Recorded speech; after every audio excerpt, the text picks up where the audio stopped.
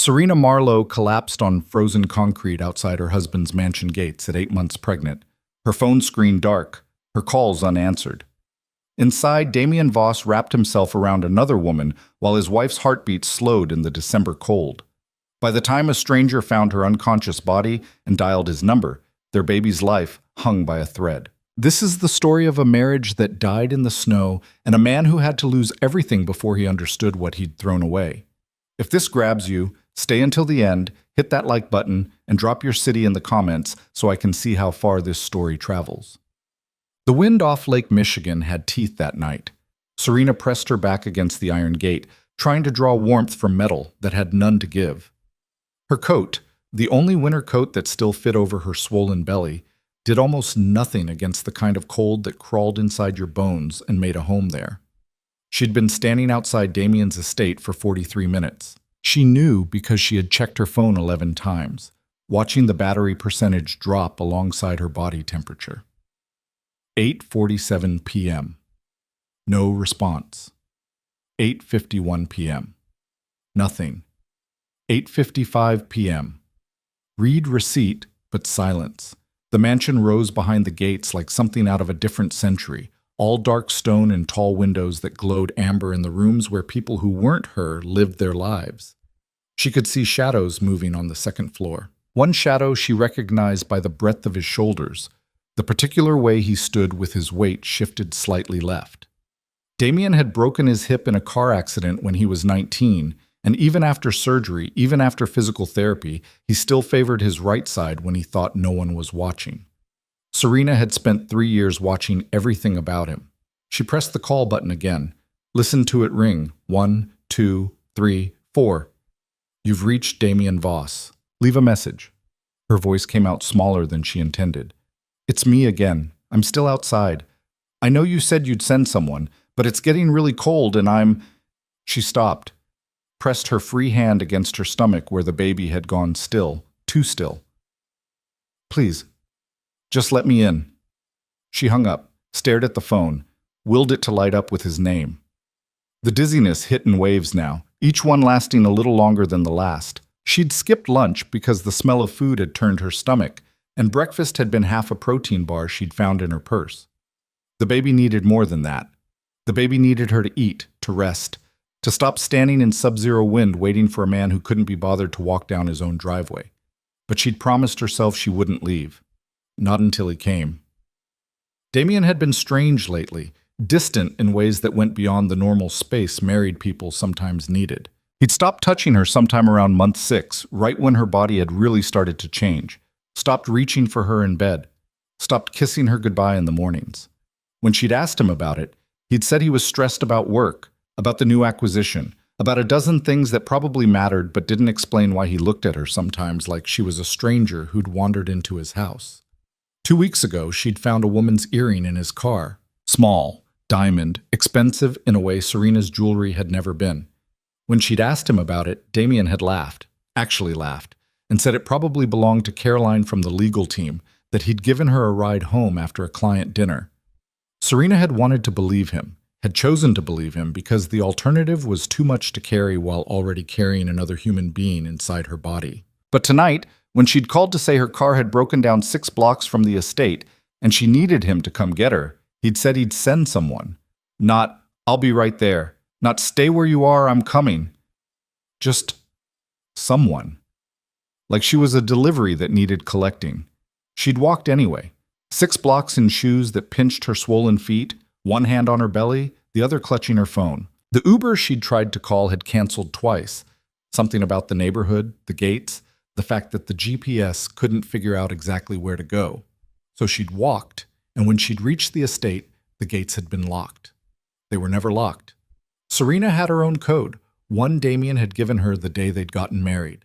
She'd punched it in 3 times, fingers numb, breath coming in visible clouds. The keypad had blinked red each time. Access denied. He'd changed the code and hadn't told her. That was when the first real thread of fear had worked its way into her chest. She dialed again. This time, it went straight to voicemail. He'd sent her to voicemail. Damien? Her voice cracked on his name. I don't know what I did. I don't know why you're... She stopped, breathed, started again. I'm 8 months pregnant with your child. I'm standing outside in the cold because my car died and you won't answer and the gate code doesn't work and I just... The sob came up fast and hard, choking off the rest of her words. She ended the call before it could fully break free. The baby shifted then, a rolling movement that felt almost like a question. Are we okay? We're fine, Serena whispered. Her hand moved in slow circles over her stomach. Daddy's just busy. He'll come. He promised he'd always come. But another 10 minutes passed, and the only thing that came was more wind. A car pulled up to the gate from the inside. Sleek, black, something European that cost more than most people's houses. For half a second, Serena's heart lifted. But then the driver's side door opened, and the woman who stepped out was blonde, tall, wearing a dress that cost what Serena used to make in a month before she'd married Damien, and he'd convinced her she didn't need to work anymore. Caroline. From legal. The woman walked to the gate keypad, punched in a code, a different code, one that worked, and the iron bars began to swing open. She didn't look at Serena, didn't acknowledge her at all, even though they were less than 10 feet apart and Serena's presence was impossible to miss. Excuse me, Serena called out. Her voice sounded thin against the wind. Excuse me, I'm Damien's wife. I need to... Caroline slid back into her car without a word. The gate began closing immediately, automatic sensors pulling it shut before Serena could step through. She tried anyway, stumbling forward, but her legs had gone numb from standing too long and she moved too slow. The gate clanged shut, locked again. And through the narrowing gap, Serena watched Caroline's car glide up the driveway toward the house, where every light was on, where her husband was, where warmth and safety were, where she was supposed to be. The woman who'd been in Damien's car was driving back to him, and Serena was still on the outside. That was when her knees gave out. Not all at once. There was a moment where she felt them going soft, felt her body listing sideways, felt the concrete rising up to meet her. She tried to catch herself, one hand shooting out, but the world had gone tilted and wrong, and the last thing she registered before the darkness came was the cold shocking into her palms, and the baby, her little one, who was supposed to be safe. Gone. Everything gone. Damien Voss was halfway through his second scotch when his phone rang. He glanced at the screen, unknown number, and almost declined it. He'd already ignored 4 calls from Serena in the past hour, and he wasn't in the mood to hear her voice get small and hurt the way it had been getting lately. Like he was doing something wrong by needing space. Like wanting time away from the constant weight of her need was some kind of crime. Caroline was curled against his side on the leather couch in his study, her head on his shoulder, her perfume something expensive and uncomplicated. She didn't ask him for things, didn't need him to fix her or save her or prove anything. She just existed beside him. Easy, simple. Everything Serena had stopped being the moment she'd gotten pregnant. Aren't you going to answer that? Caroline murmured against his neck. Damien let it ring once more, then swiped to accept. Voss. Mr. Voss? Male voice. Unfamiliar. Urgent in a way that made Damien's spine straighten. This is Ben Kowalski. I'm calling from outside your property. I found a woman collapsed by your gate. She's unconscious, and she's pregnant. And, sir, I already called 911, but her phone was open to your contact, and I thought... The scotch glass hit the floor. Damien was moving before he'd fully processed the words, already shoving past Caroline, already grabbing his coat from the back of the door. His mind had gone to static, white noise, a high-pitched ringing that drowned out everything except 3 words. Collapsed, pregnant, unconscious. Where? He barked into the phone. Where exactly? The front gate, east side. The ambulance is 3 minutes out, they said, but she's really cold, man, and I can't wake her up. Damien was running. Down the hall, through the foyer, out the front door into cold that bit through his shirt because he'd forgotten to put his coat on. Had just grabbed it. His breath came in ragged clouds. The driveway stretched out in front of him, too long, every step not fast enough. She called me. She called me 4 times and I sent her to voicemail. The gate came into view. And there, on the ground just outside it, was a shape that didn't belong. Small, dark, crumpled like something discarded. No. The word ripped out of him. No, no, no. A man Damien didn't know was kneeling beside her, his coat draped over her body. He looked up when Damien reached the gate, and the expression on his face made Damien's stomach drop. I tried to keep her warm, the stranger said. I didn't want to move her in case, but she's so cold. Damien's hands were shaking so hard he could barely punch in the gate code. He got it wrong twice before muscle memory kicked in and the mechanism clicked. The gate swung open. He dropped to his knees beside Serena. Her face was white, lips pale, eyes closed. She looked like something carved from ice. Serena. His hands hovered over her, afraid to touch, afraid not to. Baby, wake up. Come on, wake up. Nothing. He pressed his fingers to her throat, searching for a pulse. Found it. Faint. Too slow. But there. Relief and terror hit him in the same breath. The ambulance is close, the stranger said. I can hear it. Damien barely heard him. He was staring at Serena's stomach, at the swell of it beneath the stranger's coat, and something was breaking open inside his chest. This was his wife, his pregnant wife, and she'd been out here in the cold, alone, while he'd been inside with another woman.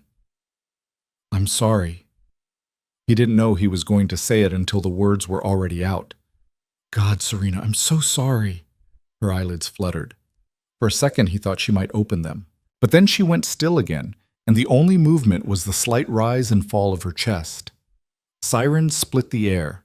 Red and white lights washed over them. The ambulance skidded to a stop, and paramedics were pouring out, pushing Damien aside, asking questions he didn't know how to answer. How long has she been unconscious? I don't know. Is she injured anywhere? I don't know. When did she last eat? He stopped, stared at them. I don't know. He didn't know anything. Didn't know what his wife had eaten or when she'd last slept or why she'd been outside his gate in the first place.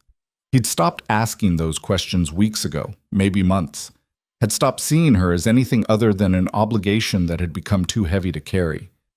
They were lifting her onto a gurney now, moving fast, strapping her down. One of the paramedics, young, female, efficient, pressed a stethoscope to Serena's belly and went very still. What? Damien's voice came out sharp. What is it? The paramedic didn't answer right away. She moved the stethoscope, listened again, then looked up at her partner. Fetal heartbeat is present, but irregular. We need to move. Wait, irregular? What does that... But they were already loading Serena into the ambulance, and Damien was trying to climb in after her, and someone was telling him he couldn't ride along, and he was shouting that she was his wife, and, "You can follow in your car, sir," the paramedic said. Not unkind, but firm. We need room to work. The doors slammed shut. The ambulance pulled away, and Damien stood in the middle of his driveway, watching the lights disappear, his heart hammering so hard he thought it might crack his ribs. The stranger was still there. Ben something. He'd picked up his coat from the ground and was shaking it out, not looking at Damien. Thank you, Damien managed, for calling, for staying with her. Ben nodded slowly, then quiet.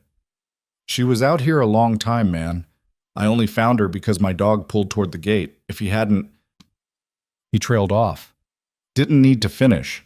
If he hadn't, Serena might have died on the concrete, might have frozen to death 10 feet from her own home while Damien drank scotch and pretended she didn't exist. I have to go, Damien said. His voice sounded hollow. I have to. The hospital. He turned and ran back toward the house, back past the front door where Caroline was standing now, wrapped in her coat, looking confused and annoyed. Back to his car. He started the engine with shaking hands and gunned it down the driveway, barely slowing for the gate. The drive to the hospital was 15 minutes. He made it in 8. The emergency room was too bright, too loud, too full of people whose problems weren't his wife dying because he'd abandoned her. Damien shoved through the doors and went straight to the desk. Serena Voss, they just brought her in. Where is she? The nurse didn't even look up. Are you family? I'm her husband. That got her attention. She glanced at him, and something in her expression shifted, cooled. She's being examined now. Someone will update you when there's news. I want to see her. Not possible right now. You don't understand. I need to... Sir. The nurse's voice went flat. Your wife is 8 months pregnant and came in unconscious with signs of severe hypothermia and exhaustion. The doctors are trying to stabilize her and assess the baby. You standing in an exam room isn't going to help that process. Sit down. Wait. Someone will come get you. She turned back to her computer, dismissing him. Damien wanted to argue. Wanted to pull rank, throw money at the problem, demand answers he didn't deserve. But the fight went out of him all at once, and he just stood there, useless. Eventually, he moved to the waiting area, sat in a plastic chair that was bolted to the floor, dropped his head into his hands. His phone buzzed. Caroline. Where did you go? He stared at the message. Didn't respond. Turned the phone face down on his knee. Time moved wrong in hospitals. Could have been 10 minutes or 2 hours when a doctor finally approached. Middle-aged woman, gray hair pulled back, wearing scrubs that had seen better days. Mr. Voss? He was on his feet before she finished his name. How is she? Is the baby? The doctor gestured for him to sit. He didn't want to, but he did, and she sat beside him, which somehow made it worse. Your wife is stable, she said. We've got her on IV fluids and warming protocols. Her core temperature was dangerously low when she came in, 87 degrees. Another hour outside and we'd be having a very different conversation. Damien's throat closed up. The baby's heartbeat has stabilized for now, but it was erratic when she arrived. We're monitoring closely. Fetal stress at this stage can lead to complications, so we're not out of the woods yet. Can I see her? In a moment. Mr. Voss, I need to ask, how long was your wife outside? I don't know. The doctor's gaze sharpened. You don't know? She called me, said her car broke down. I told her I'd send someone to get her, but He stopped. Couldn't finish. Couldn't say out loud that he'd ignored her after that he'd let her calls go to voicemail while he sat with another woman. She didn't eat today, the doctor said. It wasn't a question. Or yesterday, based on her blood work, her glucose levels are critically low, combined with the cold exposure and the physical stress. She paused. Mr. Voss, your wife's body was shutting down. Do you understand that? She wasn't just cold and tired. She was dying. The word hit him like a physical blow. I didn't. His voice cracked. I didn't know. When was the last time you checked on her, talked to her, made sure she was okay? He couldn't answer. Had no answer that wouldn't damn him. The doctor stood. She's awake now. Room 12, down that hall. But Mr. Voss? She waited until he looked at her. Whatever happened between you two, fix it. Because that woman fought like hell to keep your baby alive tonight, and she shouldn't have had to do it alone. She walked away. Damien sat frozen for another long moment. Then he made himself stand, made himself walk down the hall, made himself stop outside room 12 and push open the door. Serena was in the bed by the window, small, pale, hooked up to machines that beeped and hummed. An IV ran into her arm. A fetal monitor was strapped around her belly. She turned her head when he walked in, and the look in her eyes, it wasn't anger, it wasn't even hurt. It was nothing, blank, empty, like she'd already decided he wasn't worth the emotion. Serena, he moved toward the bed, stopped when she flinched. God, I'm so sorry. She didn't respond, just kept looking at him with those flat, dead eyes. Your car, he tried. You said it broke down. I should have come myself. I don't know why I didn't. I just thought, you thought someone else could handle it, Serena said. Her voice was hoarse, barely above a whisper. Someone else could deal with me. That's not... I called you 4 times, Damien. Each word was its own sentence. I told you I was cold. I told you the gate code wasn't working, and you sent me to voicemail. He had no defense, no excuse that wouldn't sound exactly as pathetic as it was. Why didn't you come? She asked. And there it was, the crack in the emptiness, the hurt bleeding through. I was standing outside our home, pregnant with our child, and you couldn't walk down the driveway. Why? I don't know. You do know. Her hand moved to her stomach, protective. You just don't want to say it. Damien's mouth opened, closed. He felt like he was standing on the edge of something with no way back. There's someone else, Serena said quietly. Isn't there? The machines beeped. The heater hummed. Somewhere down the hall, someone laughed. Answer me. Yes. The word came out strangled. Yes, it's not what you think. It's not serious. It's just what? Serena's voice rose, sharp and breaking. Just sex? Just company? Just easier than being with your pregnant wife? Serena? Was she there tonight? Serena's eyes were filling now, tears spilling over. When I was calling you, begging you to let me in, was she with you? He couldn't lie. Not anymore. Not after this. Yes. The sound Serena made wasn't quite a sob, wasn't quite a scream. It was something worse, something that came from a place too deep for words. She turned her face away from him, her whole body curling inward like she could fold herself small enough to disappear. Get out. Serena, please, get out. She was shaking now, her hands pressed to her stomach. I can't look at you right now. Just go. I'm not leaving you here alone. She laughed then, bitter and broken. You already did. You've been leaving me alone for months. This is just the first time it almost killed me. The machine started beeping faster. A nurse pushed into the room, took one look at Serena's face, then at Damien. You need to step out, the nurse said. Not a suggestion. I'm her husband. I don't care if you're the president. Out. Now. Damien looked at Serena one more time. She wouldn't look back. Just kept her face turned to the wall, her shoulders shaking, her hands never leaving the place where their baby grew. He left.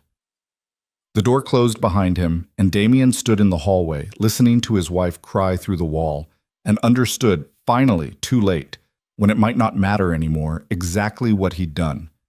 He'd destroyed her, and himself. And maybe, if the baby didn't make it through this, their child too. The night stretched on. Damien didn't leave the hospital. Couldn't. He sat in the hallway outside Serena's room and waited for what? Forgiveness? Permission to see her again? A sign that she and the baby would survive? All of it. None of it. Around 3 a.m., the door opened. The same nurse from before stepped out, saw him still sitting there, and sighed. She's sleeping, the nurse said. Baby's heartbeat is holding steady. We're cautiously optimistic. Can I? No. She asked us to keep you out. The nurse paused. Look, I don't know what you did, and honestly, I don't want to, but that woman in there, she's been through hell tonight. Don't add to it. I know. I'm trying to. I want to make it right. Then give her space. Let her breathe. When she's ready to talk to you, she'll say so. The nurse turned to leave, then stopped. And for what it's worth, you should probably figure out what you actually want before she asks you again. Because next time, she's not going to accept "I don't know" as an answer. She disappeared back into the room. Damien leaned his head against the wall, closed his eyes. His phone buzzed. Caroline again. Are you coming back? He looked at the message for a long time. Then he typed, no, don't contact me again. Sent it. Blocked her number. It wasn't enough. Wouldn't be enough. But it was a start. When dawn broke through the windows, Damien was still there, sitting in that hallway, keeping watch over a door that wouldn't open for him. Waiting. Hoping. Praying to a universe that didn't owe him anything, that it wasn't too late. Serena woke to white ceiling tiles and the rhythmic beep of machines that reminded her she was still alive, which felt less like a gift than a punishment.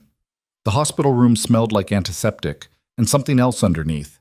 Something metallic and sad that she associated with places where people came to face things they'd been running from. Her hand went immediately to her stomach. The baby moved under her palm, a slow roll that felt almost like reassurance. You're still here, she whispered. We're still here. The door opened. A nurse, different from the night before, younger, with kind eyes that hadn't yet learned to hide pity, stepped in with a tablet and a too bright smile. Good morning, Mrs. Voss. How are we feeling? Serena almost laughed. We. Like they were in this together. Like this woman had any idea what it felt like to wake up knowing your husband had left you to freeze while he buried himself in someone else. Fine, Serena said. Her throat was raw from crying, from the breathing tube they'd put down it at some point during the night when her body temperature had dropped too low and things had gotten dangerous in ways no one had bothered to explain to her yet. The nurse didn't buy it, but she didn't push either. Just checked the monitors, made notes on her tablet, adjusted the IV drip. The doctor will be in around 9 to talk about next steps. Your vitals are looking much better. Baby's heartbeat has been stable all night. She paused. Your husband is still in the hallway. He's been there since you were admitted. Serena's jaw tightened. Tell him to go home. I've told him that 4 times. He won't leave. Then tell security to remove him. The nurse's expression shifted, still kind but firmer now. Mrs. Voss, I can't force you to see him, but he looks like he hasn't slept, hasn't eaten, and is about 2 hours away from a complete breakdown. Whatever happened between you two, maybe give him 5 minutes. Let him see you're okay. Then we can kick him out if that's what you want. Serena closed her eyes. She didn't want to see Damien, didn't want to hear his apologies or his excuses or whatever carefully constructed explanation he'd spent the night building. She wanted him to disappear, to never have existed, to rewind time back to before she'd loved him, before she'd trusted him, before she'd made a child with a man who couldn't be bothered to answer his phone when she was dying.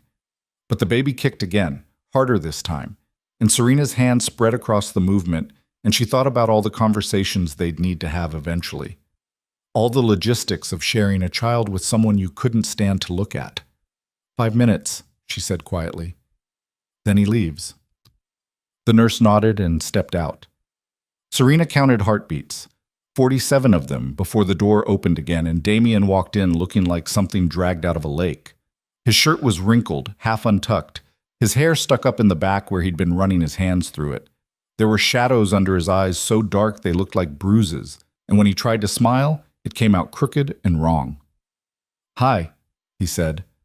Serena didn't respond, just watched him with the same flat expression she'd given him the night before, the one that made it clear she had nothing left to give him, not anger, not hurt, not anything. Damien took 2 steps into the room and stopped, like he'd hit an invisible wall. The nurse said you're doing better, that the baby's okay. For now. That's good. That's really good. He shifted his weight, favoring his right side the way he always did when he was nervous. Serena, I know you don't want to hear this, but I need to say it. I'm sorry. I'm so sorry for what I did, for what I've been doing, for all of it. Okay. The word landed like a stone. No emotion behind it, just acknowledgement that he'd spoken. Damien's face crumpled. That's it? Just okay? What do you want me to say, Damien? That I forgive you? That we can move past this and pretend it didn't happen? Serena's voice stayed flat, controlled. She wouldn't give him the satisfaction of seeing her break again. You left me outside in the cold. You ignored my calls while I was collapsing on the street. I almost died. Our baby almost died. And you were inside with another woman. I know. Do you? Now the anger was creeping in, hot and sharp. Do you actually understand what you did? Because from where I'm sitting, it looks like you just feel guilty. And guilt isn't the same as understanding. Damien moved closer to the bed. Serena's hand shot up, palm out. Don't come any closer. He stopped, swallowed hard. What do you want me to do? Tell me what to do and I'll do it. I want you to leave. Serena, you asked what I want. That's what I want. I want you to walk out of this room and give me space to figure out what the hell I'm supposed to do now. I can't just leave you here alone, Serena laughed, sharp and bitter. You've been leaving me alone for months. This is just the first time you're physically absent while doing it. The words hit him like a slap. She could see it in the way his whole body flinched, in the way his hands came up like he wanted to defend himself, but couldn't find the argument. That's not fair, he said quietly. Fair? Serena's voice rose and the monitor started beeping faster. You want to talk to me about fair? I gave up my job because you said we didn't need the money. I gave up my apartment because you said we should live together. I gave up my friends because they didn't fit into your world. And then I got pregnant, and you looked at me like I'd betrayed you somehow, like my body changing was a personal insult. That's not... I never... When was the last time you touched me, Damien? Held my hand? Kissed me goodnight? When was the last time you looked at me and saw your wife instead of an inconvenience? He couldn't answer. They both knew it. I stood outside your house for almost an hour last night, Serena continued. Her voice was shaking now, but she pushed through it. I watched that woman drive through the gate, watched her go into our home like she belonged there, and I couldn't get in. Do you understand how that felt? To be locked out of my own life? I changed the code because... Damien stopped himself. Because what? His jaw worked. Because I didn't want you showing up unannounced. The truth of it sucked all the air out of the room. Serena stared at him. Get out. Serena, please. Get out. The shout tore something in her throat.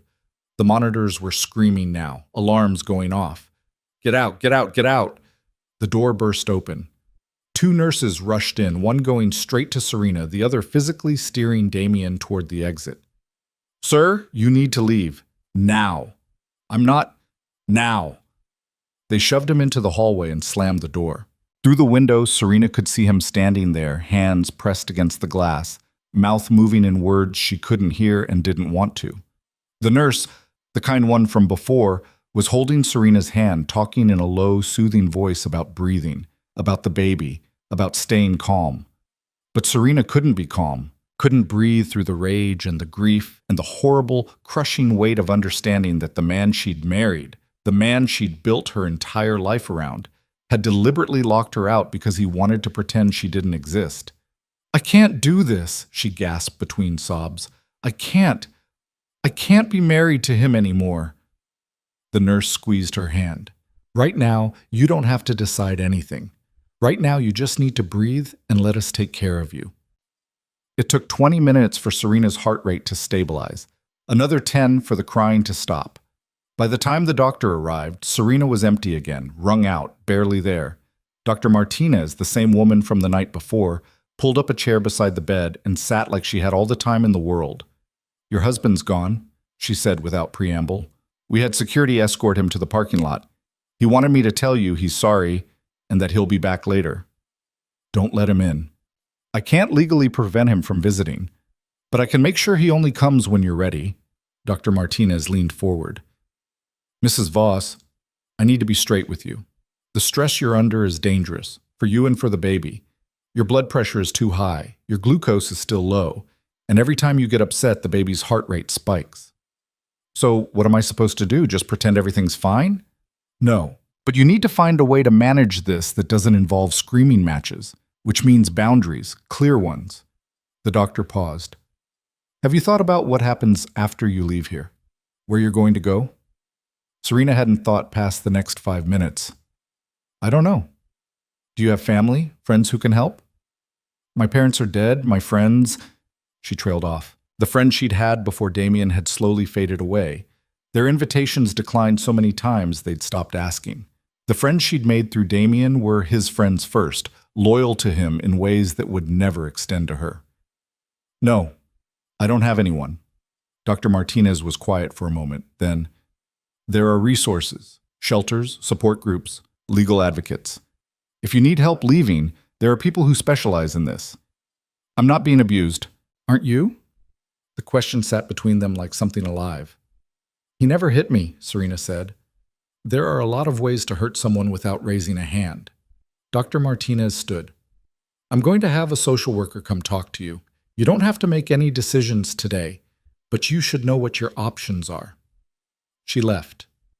Serena lay in the too-white room with the two loud machines and let herself think about the things she'd been avoiding since the moment she'd woken up. She couldn't go back to that house. Couldn't stand in rooms where Damien had kissed another woman. Couldn't sleep in a bed where he'd probably brought her. Couldn't raise her baby in a place that had locked her out when she needed it most.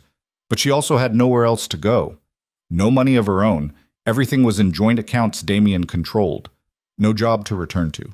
No safety net she'd built without him. She'd made herself dependent. Or he'd made her dependent. Or they'd built it together, brick by brick, until she was so tangled up in his life that extracting herself felt impossible. The baby kicked, hard enough to make her wince. I know, Serena whispered. I know we have to figure this out. Her phone was on the side table, retrieved from her coat pocket, charged by a nurse who'd taken pity on her. Serena picked it up and scrolled through her contacts. Most of them were Damien's people. His lawyer, his accountant, his business partners. A few were vendors from the wedding they'd planned together. The caterer and the florist who probably didn't remember her. She found one name that wasn't his. Rachel Kim. They'd worked together 5 years ago at a marketing firm before Serena had left to marry Damien. They'd been close once. Had drinks after work, complained about bad dates, talked about the future like it was something they could control. Serena hadn't called her in over a year. She pressed dial before she could talk herself out of it. 3 rings. Then, hello? Rachel? It's Serena. Serena Marlowe. Well, Voss now, but holy shit, Serena. Where have you been? I tried calling you like 6 times last year and you never... Rachel stopped. Wait, are you okay? You sound weird. I'm in the hospital. What? Why? Are you hurt? I'm pregnant, and Serena's voice cracked. I need help. There was a pause. Then Rachel's voice came back, sharper, more focused. What hospital? Northwestern Memorial. I'm 20 minutes away. Don't move. Rachel, you don't have to... Shut up. I'm already grabbing my keys. The line went dead. Serena set the phone down and cried again, but this time it felt different. Less like drowning, more like relief.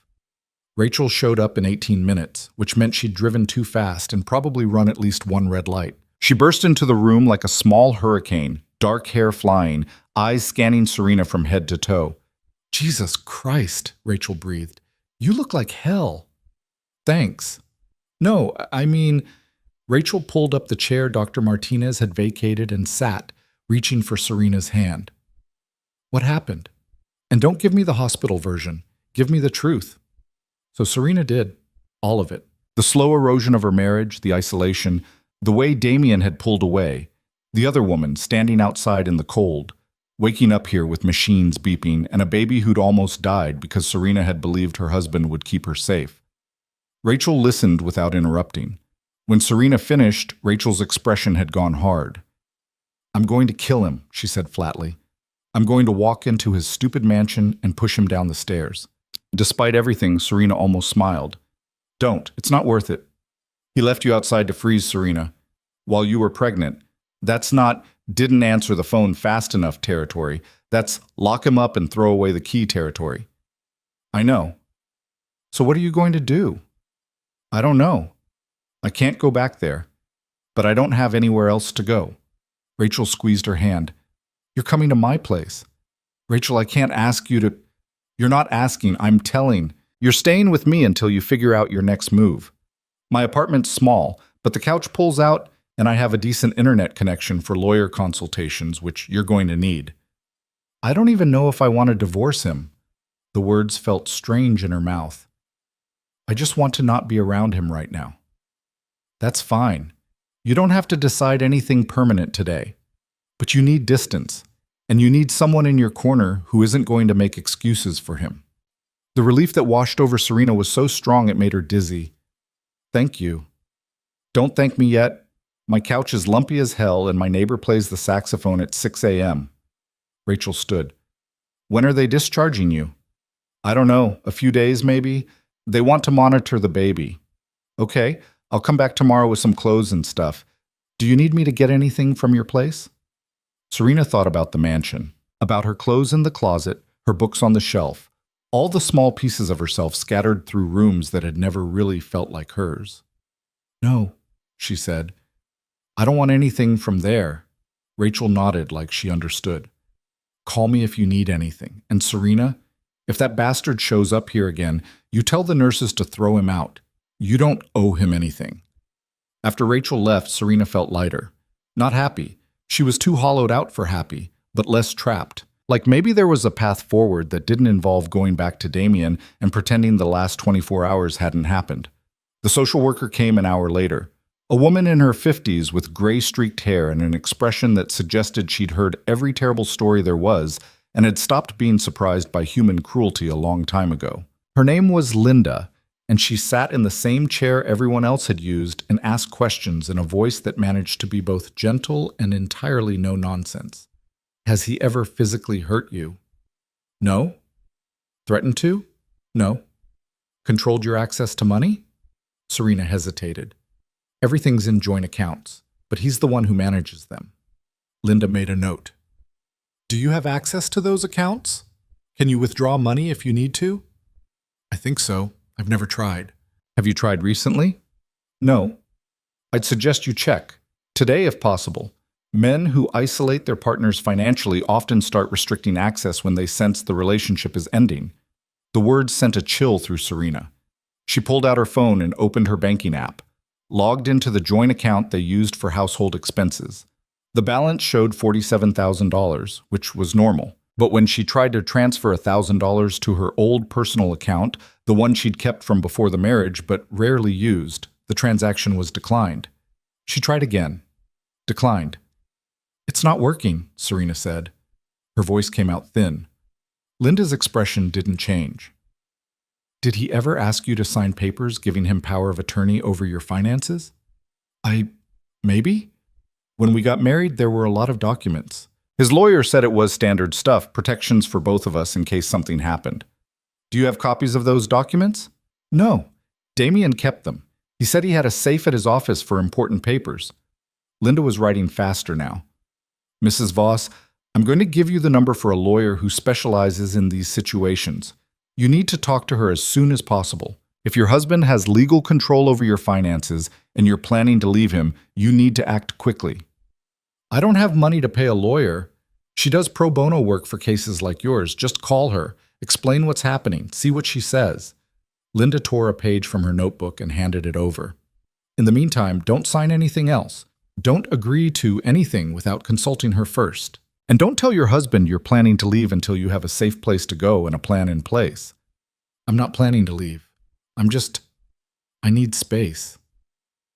Linda's look was kind, but sad. "Space is how it starts, and based on what you've told me, your husband is going to fight you on that. Be ready."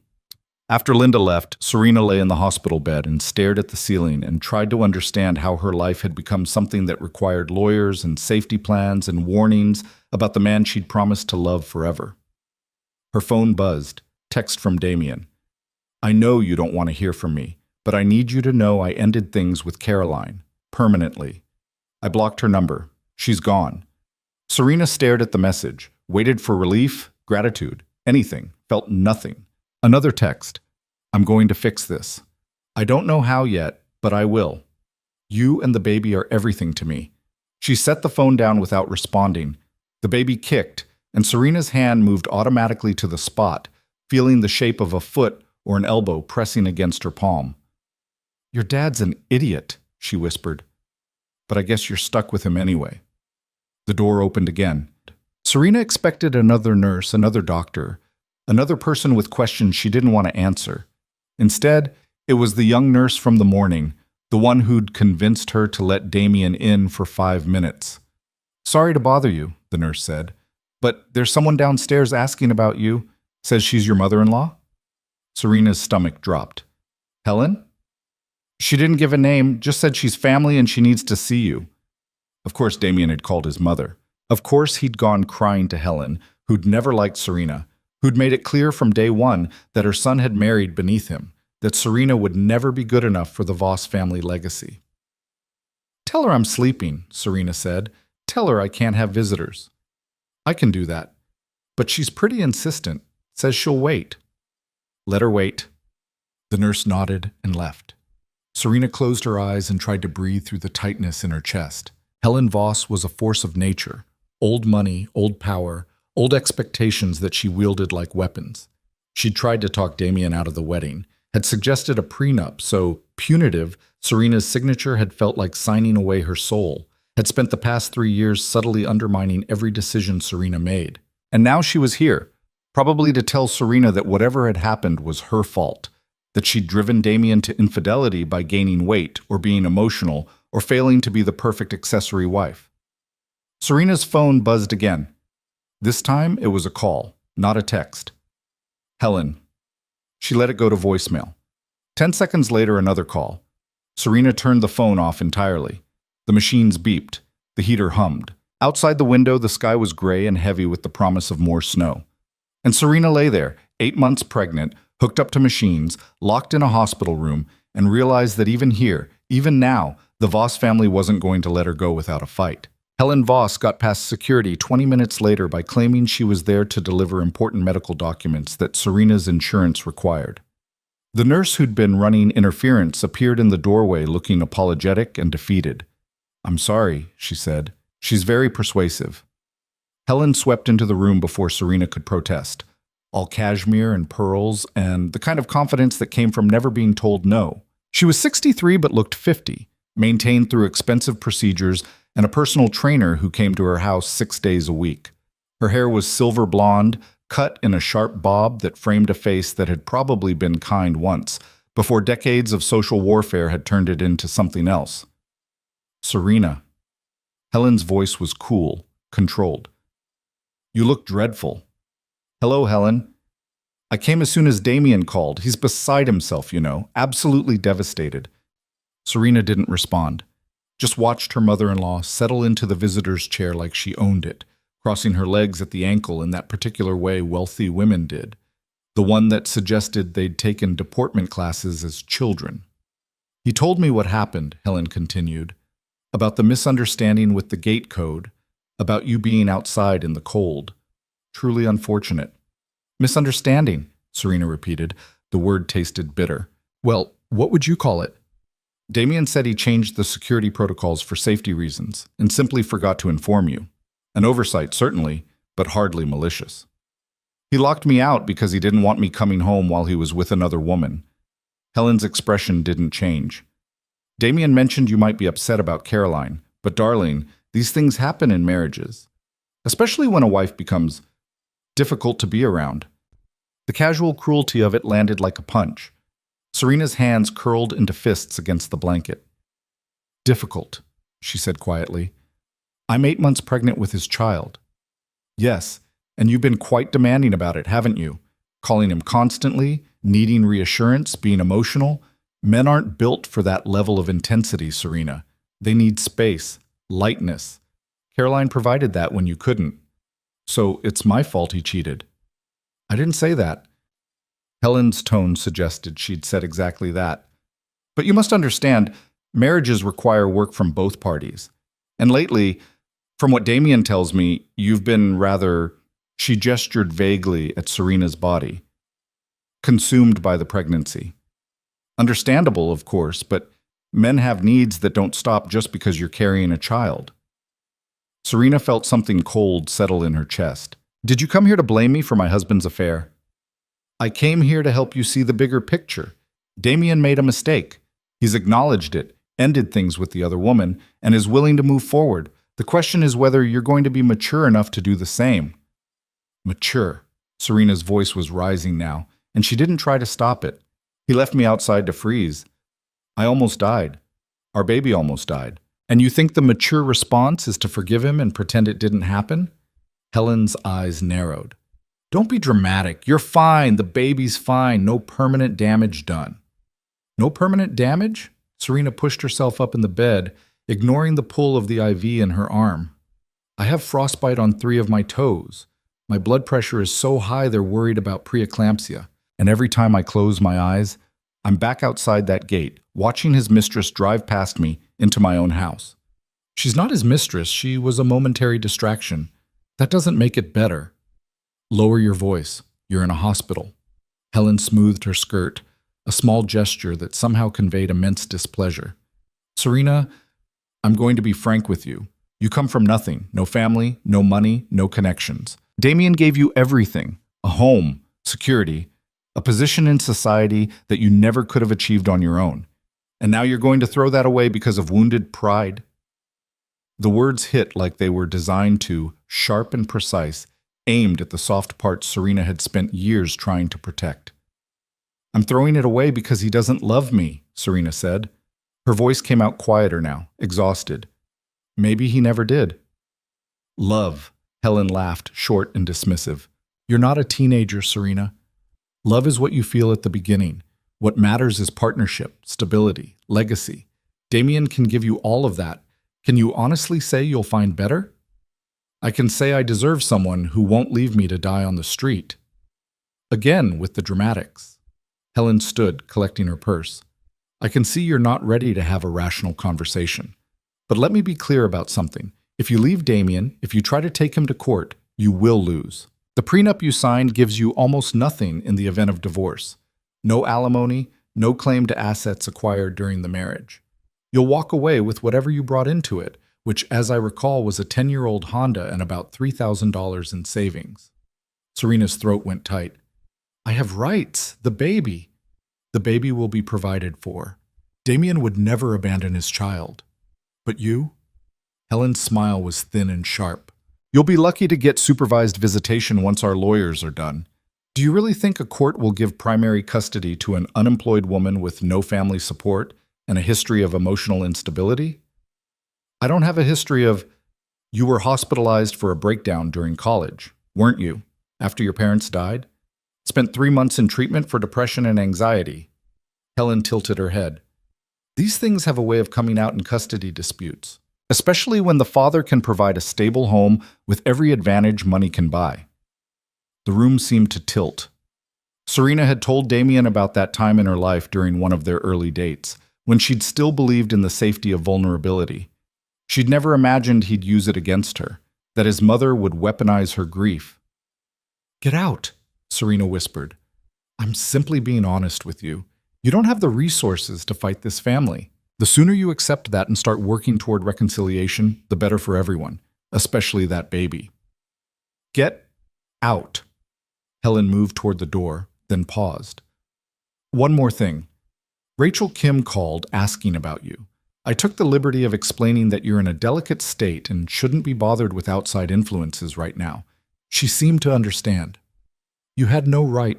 I have every right to protect my family, which, whether you like it or not, still includes you. Helen's expression softened slightly, which somehow made her words worse. I'm not the villain here, Serena. I'm trying to help you see reason before you destroy your life and your child's future. Think about what I said. She left. Serena sat in the silence that followed, her heart hammering so hard the monitors started beeping again. The nurse rushed in, checked her vitals, made soothing sounds that Serena barely heard. When she was alone again, Serena picked up her phone with shaking hands and turned it back on. 17 missed calls. 6 from Damien, 11 from Helen, 3 voicemails she didn't want to listen to. She called Rachel instead. Hey, Rachel answered. I tried calling earlier, but did Helen Voss call you? A pause. Yeah. She said you were resting and couldn't have visitors. That I should wait a few days before... Don't listen to her. She's lying. Serena's words tumbled out fast. She came here and threatened me. Said she'd take my baby if I left Damien. Said I'd lose in court because I have no money. And I was hospitalized for depression 10 years ago. And... Whoa, slow down. What the hell? Serena told her everything. Helen's visit, the threats, the prenup, all of it. By the end, Rachel was swearing steadily in a mix of English and Korean. That manipulative witch, Rachel finally said. Okay, first thing, she's bluffing about most of that. Second thing, you need to talk to that lawyer Linda recommended like yesterday. Third thing, I'm coming back to the hospital right now. You don't have to... Stop telling me I don't have to help you. I'm helping. Deal with it. Rachel's voice softened. Serena, listen to me. Helen Voss is using classic intimidation tactics. She wants you scared and isolated. Don't let her win. What if she's right? What if I can't win against them? Then we fight anyway, because the alternative is going back to a man who locked you out in the snow and a family who thinks you're disposable. Rachel paused. Do you want to go back to him? Serena closed her eyes. Tried to imagine walking back into that mansion, sleeping in that bed, pretending the last 48 hours hadn't happened. Tried to picture Damien touching her, the baby being born into a house full of lies, raising a child with a man she couldn't trust, and a family who saw her as an obstacle. No, she whispered. I don't want to go back. Then we figure out how to move forward, together. I'll be there in 15 minutes. Rachel hung up. Serena set the phone down and looked at the lawyer's number Linda had given her. It was almost 4 p.m. Probably too late to call today. But she could try. The phone rang 3 times before a woman answered. Judith Parrish's office. Hi, my name is Serena Voss. I was given your number by a social worker at Northwestern Memorial. She said Miss Parrish might be able to help me with a family law issue. One moment, please. Hold music. Serena counted her heartbeats. 37 of them. Then a new voice, older, with a slight southern accent that had been mostly trained out but lingered on certain words. This is Judith Parrish. You're at Northwestern? Yes, in the maternity ward. And the social worker who referred you was Linda Chen? I think that was her name, yes. Linda doesn't refer people to me unless the situation is urgent. What's going on? Serena told her story for what felt like the 100th time. The affair, the locked gate, the hospital, Helen's threats. Judith listened without interrupting, occasionally asking a clarifying question, but mostly just letting Serena talk. When she finished, there was a long pause.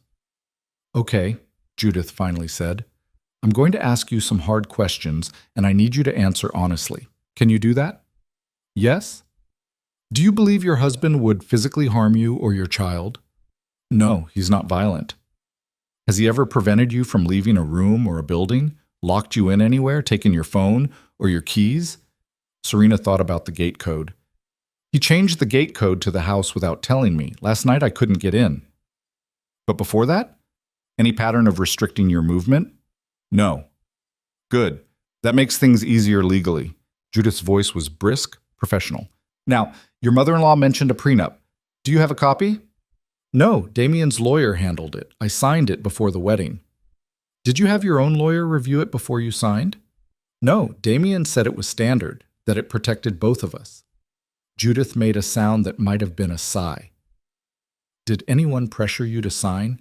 Threaten to cancel the wedding if you didn't? Serena thought back, remembered Helen's tight smile. Damien's assurances that it was just a formality, the way everyone had made her feel silly for even asking questions.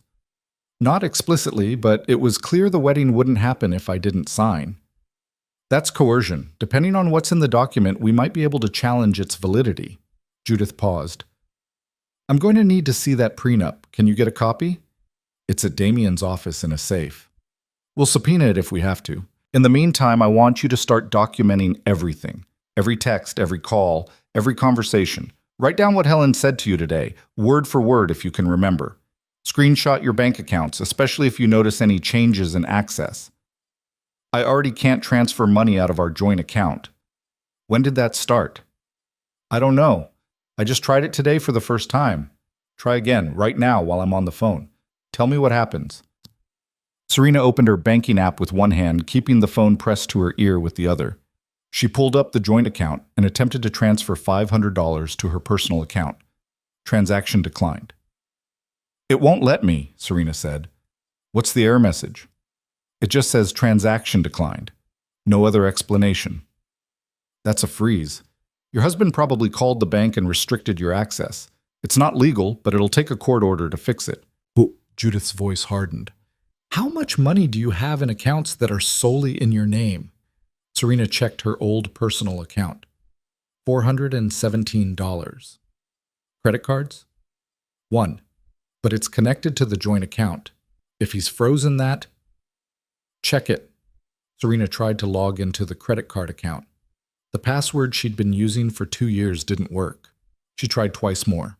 Locked out. He changed the password, Serena said. Her voice sounded hollow to her own ears. Okay. Judith's tone was calm, steady, the kind of calm that came from having seen this before. Here's what's going to happen.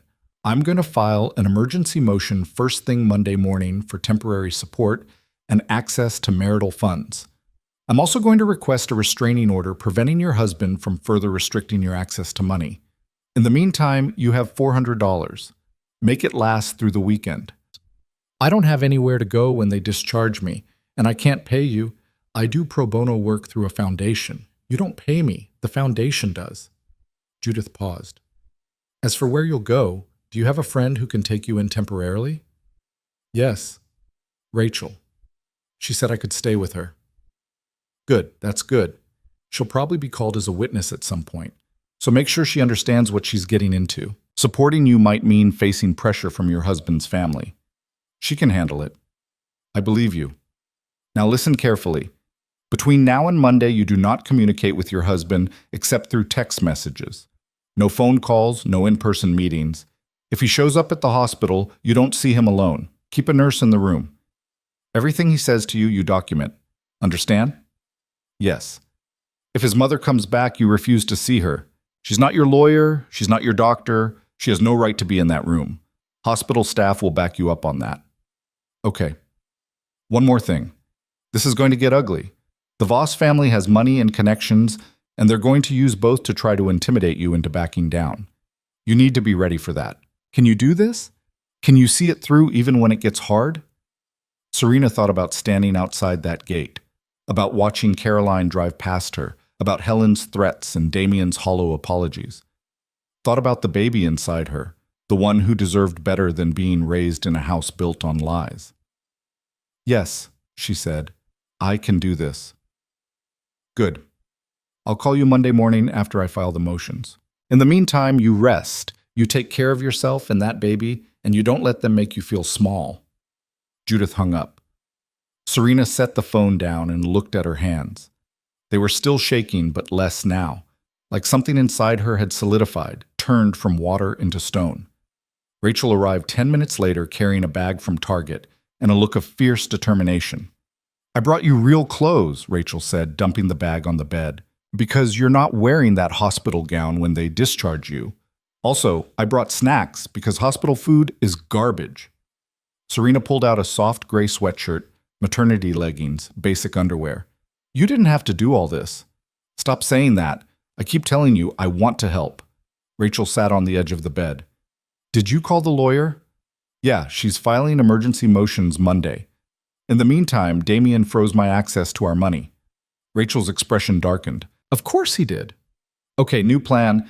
You're staying with me indefinitely, not just a few days. I'll clear out my office, we'll turn it into a bedroom. It's small, but it has a door and a window, and that's all you need right now. I can't take your office. You can, and you will. I barely use it anyway. Rachel squeezed her hand. We'll figure this out, together. You're not alone in this, Serena.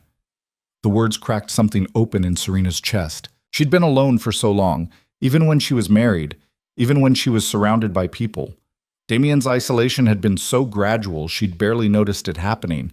But now, sitting in this hospital room with Rachel beside her, she realized how much she'd missed having someone in her corner who wasn't there because they had to be, but because they wanted to be. Thank you, Serena whispered.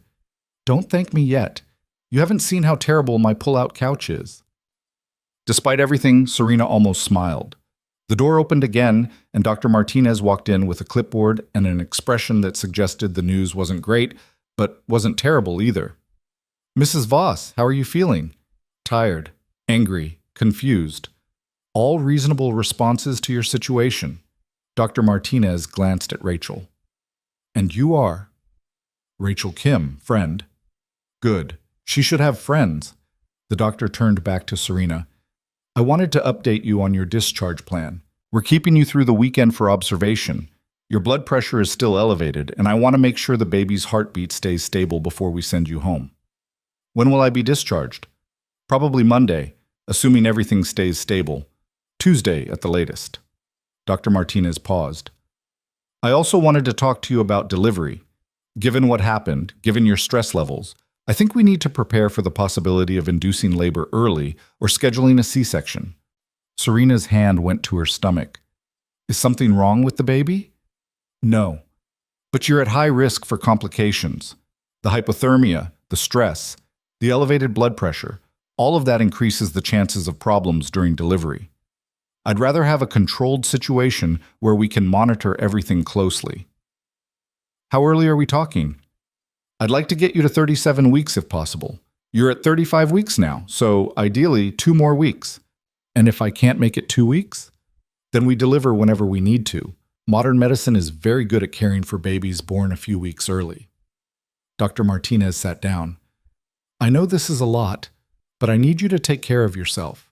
The stress you're under isn't just emotional. It's physical, and it's affecting your pregnancy. I'm trying. I know you are. But trying isn't enough right now. You need to actively de-stress, which means setting boundaries with your husband and his family. No more confrontations. No more visits that spike your blood pressure. She looked pointedly at Serena. Can you do that? I already told the nurses not to let Damien in. Good. Keep that boundary. And if you feel your stress rising, you call a nurse.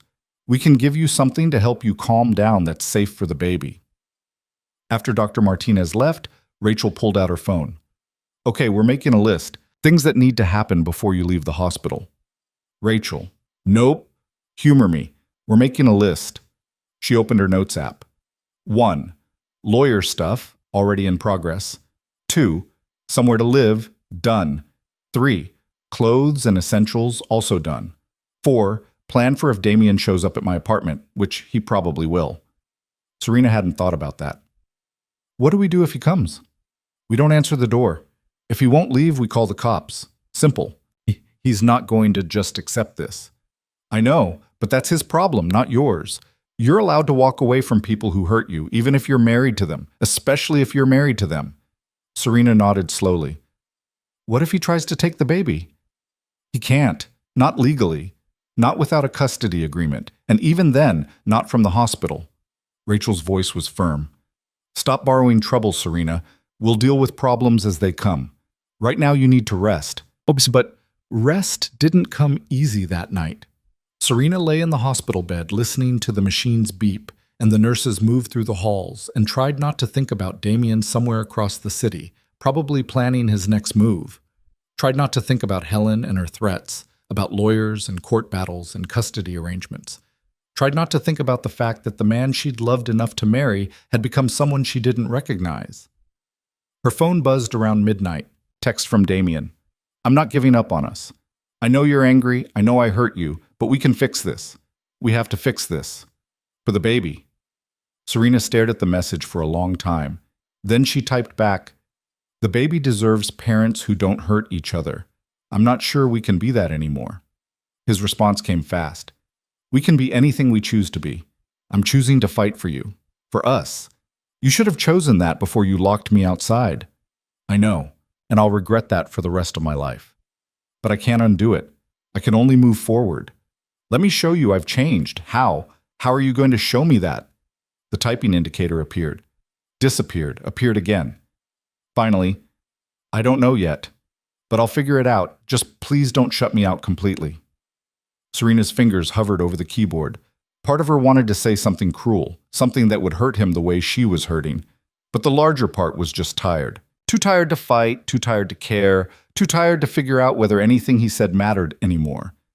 I need space, she typed. Real space. Not you texting me every hour, not your mother threatening me, just space. Okay, I can give you that. Can you? Because so far you've just been pushing harder. Another long pause. Then, you're right, I'm sorry, I'll stop. But Serena, please know that I love you. I've always loved you. I just forgot how to show it. She didn't respond.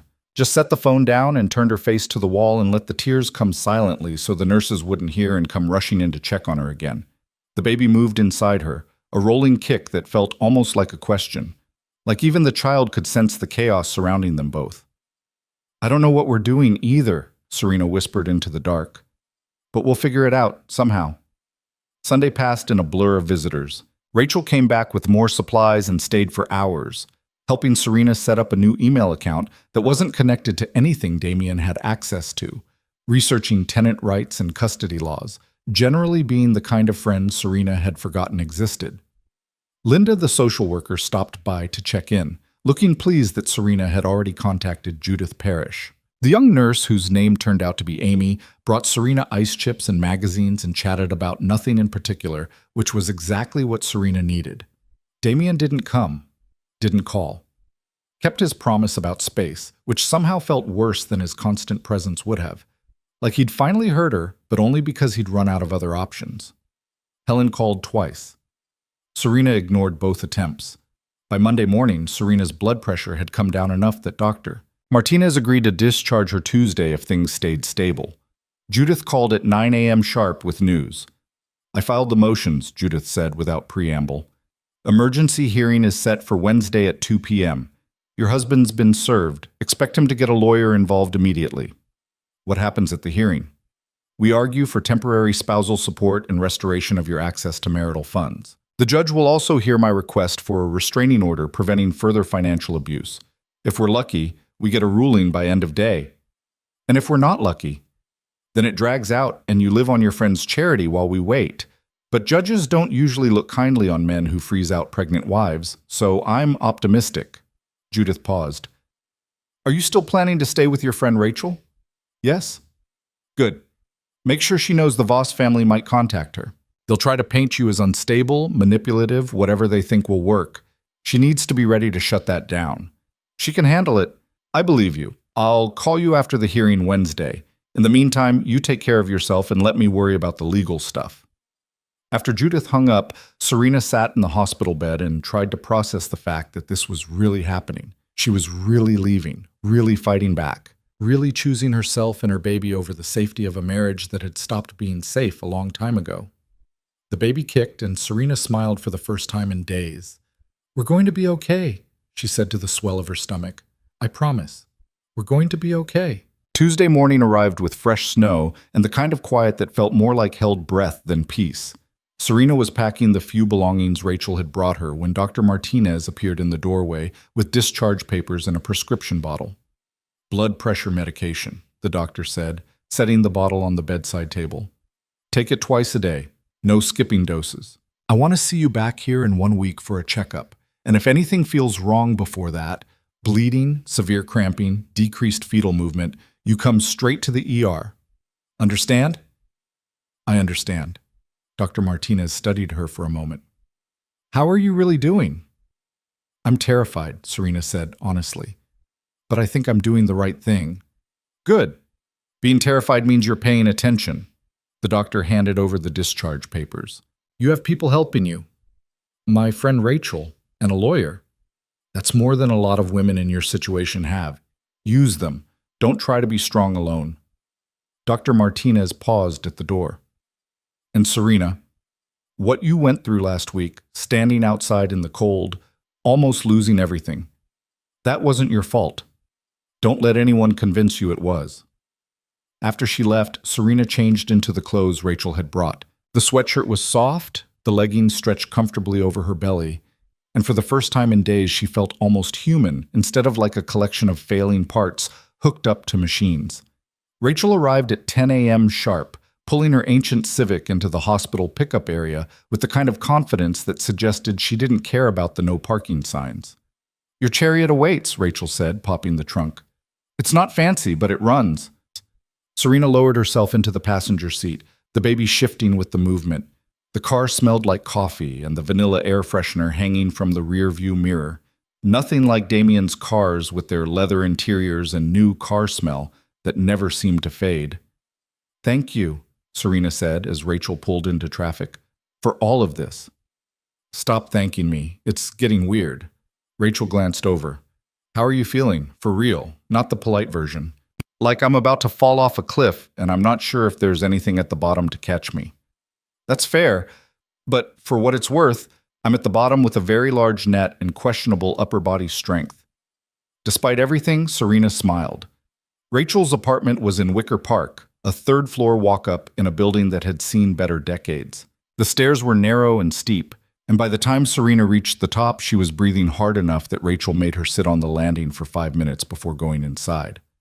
The apartment itself was small, maybe 700 square feet total, but it was warm and bright and filled with the kind of comfortable clutter that came from actually living somewhere instead of just existing in a space. Books stacked on the coffee table, plants on the windowsill, an Afghan thrown over the back of the couch that looked hand-knitted by someone's grandmother. "It's not much," Rachel said, suddenly sounding self-conscious. "But the office, well, former office, is through here." She led Serena down a short hallway to a room barely big enough for the futon that Rachel had obviously just set up. There was a dresser against one wall, a lamp on the floor, a window that looked out onto the fire escape. "I cleared out all my work stuff," Rachel said. "The closet's empty. And I put clean sheets on the futon, though I'm not going to lie to you, it's not the most comfortable thing in the world." Serena looked at the small room that represented her entire life now and felt her throat tighten. "It's perfect." "You're a terrible liar." Rachel set Serena's bag on the dresser. "But I appreciate the effort. Now, house rules. You can eat anything in the kitchen except the leftover Thai food in the blue container because that's my breakfast tomorrow. Bathroom's shared, but I'm basically never home during the day, so you'll have it to yourself most of the time. And if you need anything at all, you call me. I don't care if it's 3 a.m. and you want ice cream. I'll get you ice cream." "I don't deserve you." "Probably not, but you're stuck with me anyway." Rachel checked her phone. I have to go into the office for a few hours. Client meeting I can't reschedule. Will you be okay here alone? Serena nodded, though the thought of being alone made her stomach twist. I'll be fine. Lock the door behind me. Don't answer if someone knocks unless you know who it is. And text me if anything feels weird or wrong or if you just need to hear another person's voice. But after Rachel left, Serena stood in the center of the small apartment and tried to figure out what to do with herself. For 3 years, her days had been structured around Damien's schedule, his needs, his preferences. She'd forgotten what it felt like to have empty hours and no one to fill them for. She unpacked her few belongings, took her blood pressure medication, tried to nap, but couldn't turn her brain off. Finally, she settled on the couch with one of Rachel's books and attempted to read. But the words blurred together and she kept checking her phone even though there was no one she wanted to hear from. Around 2 p.m., her phone rang. Unknown number. She almost didn't answer, but something made her pick up. Mrs. Voss? Male voice, professional, unfamiliar. This is Gregory Chen from Chen & Associates. I've been retained by your husband to represent him in your family law matter. Serena's stomach dropped. I have a lawyer. You should talk to her. I will be. But I wanted to reach out to you directly first, as a courtesy. Mr. Voss is very concerned about you and the baby. He'd like to arrange a meeting to discuss how we can resolve this situation amicably. There's nothing to discuss. Mrs. Voss, I understand you're upset. What happened last week was unfortunate, but Mr. Voss is willing to take full responsibility for his mistakes and work toward reconciliation. Surely that's worth a conversation? He locked me outside in sub-zero temperatures while I was 8 months pregnant. That's not a mistake. That's a choice. Gregory Chen's tone shifted slightly, became sharper. Be that as it may, you're still married. And under Illinois law, Mr. Voss has certain rights regarding his child. It would be in everyone's best interest to work this out without involving the courts. My lawyer disagrees. Ms. Parrish is known for being aggressive. She tends to escalate situations unnecessarily. I'm simply suggesting that litigation might not be the best path forward, especially given your financial situation. There it was, the threat wrapped in concern. Don't call me again, Serena said. Talk to my lawyer.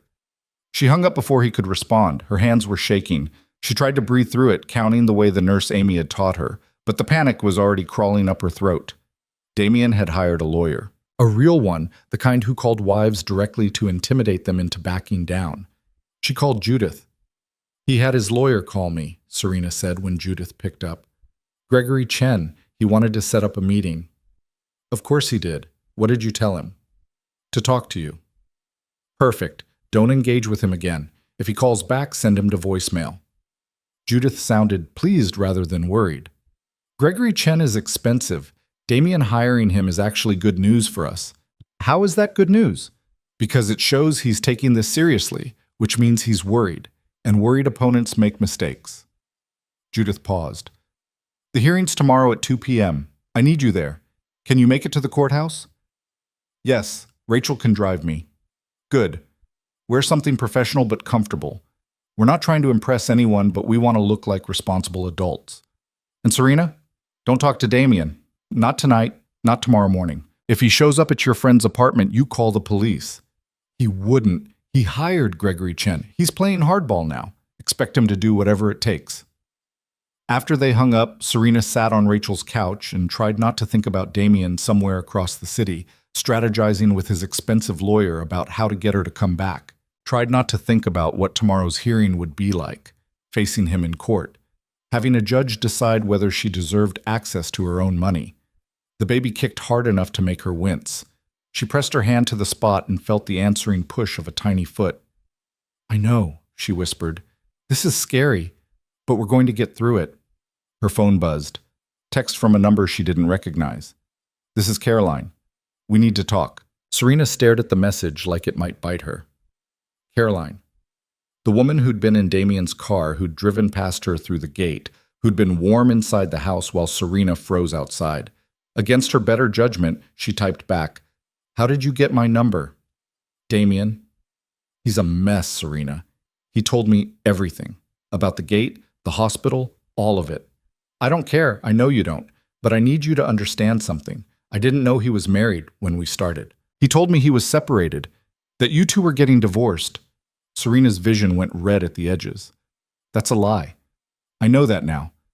When he called me from the hospital, when he ended things, he told me the truth, that he'd lied to me, used me, that you were pregnant and he'd almost killed you.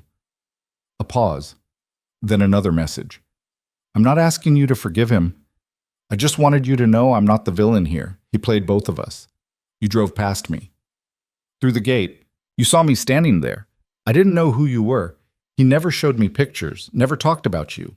I thought you were someone else. A delivery person, maybe. I don't know. Another pause. I'm sorry. For what it's worth, I wouldn't have gotten involved if I'd known the truth.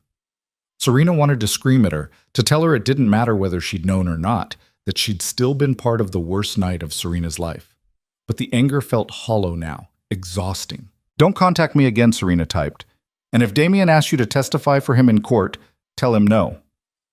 I already did. I want nothing to do with him or his family.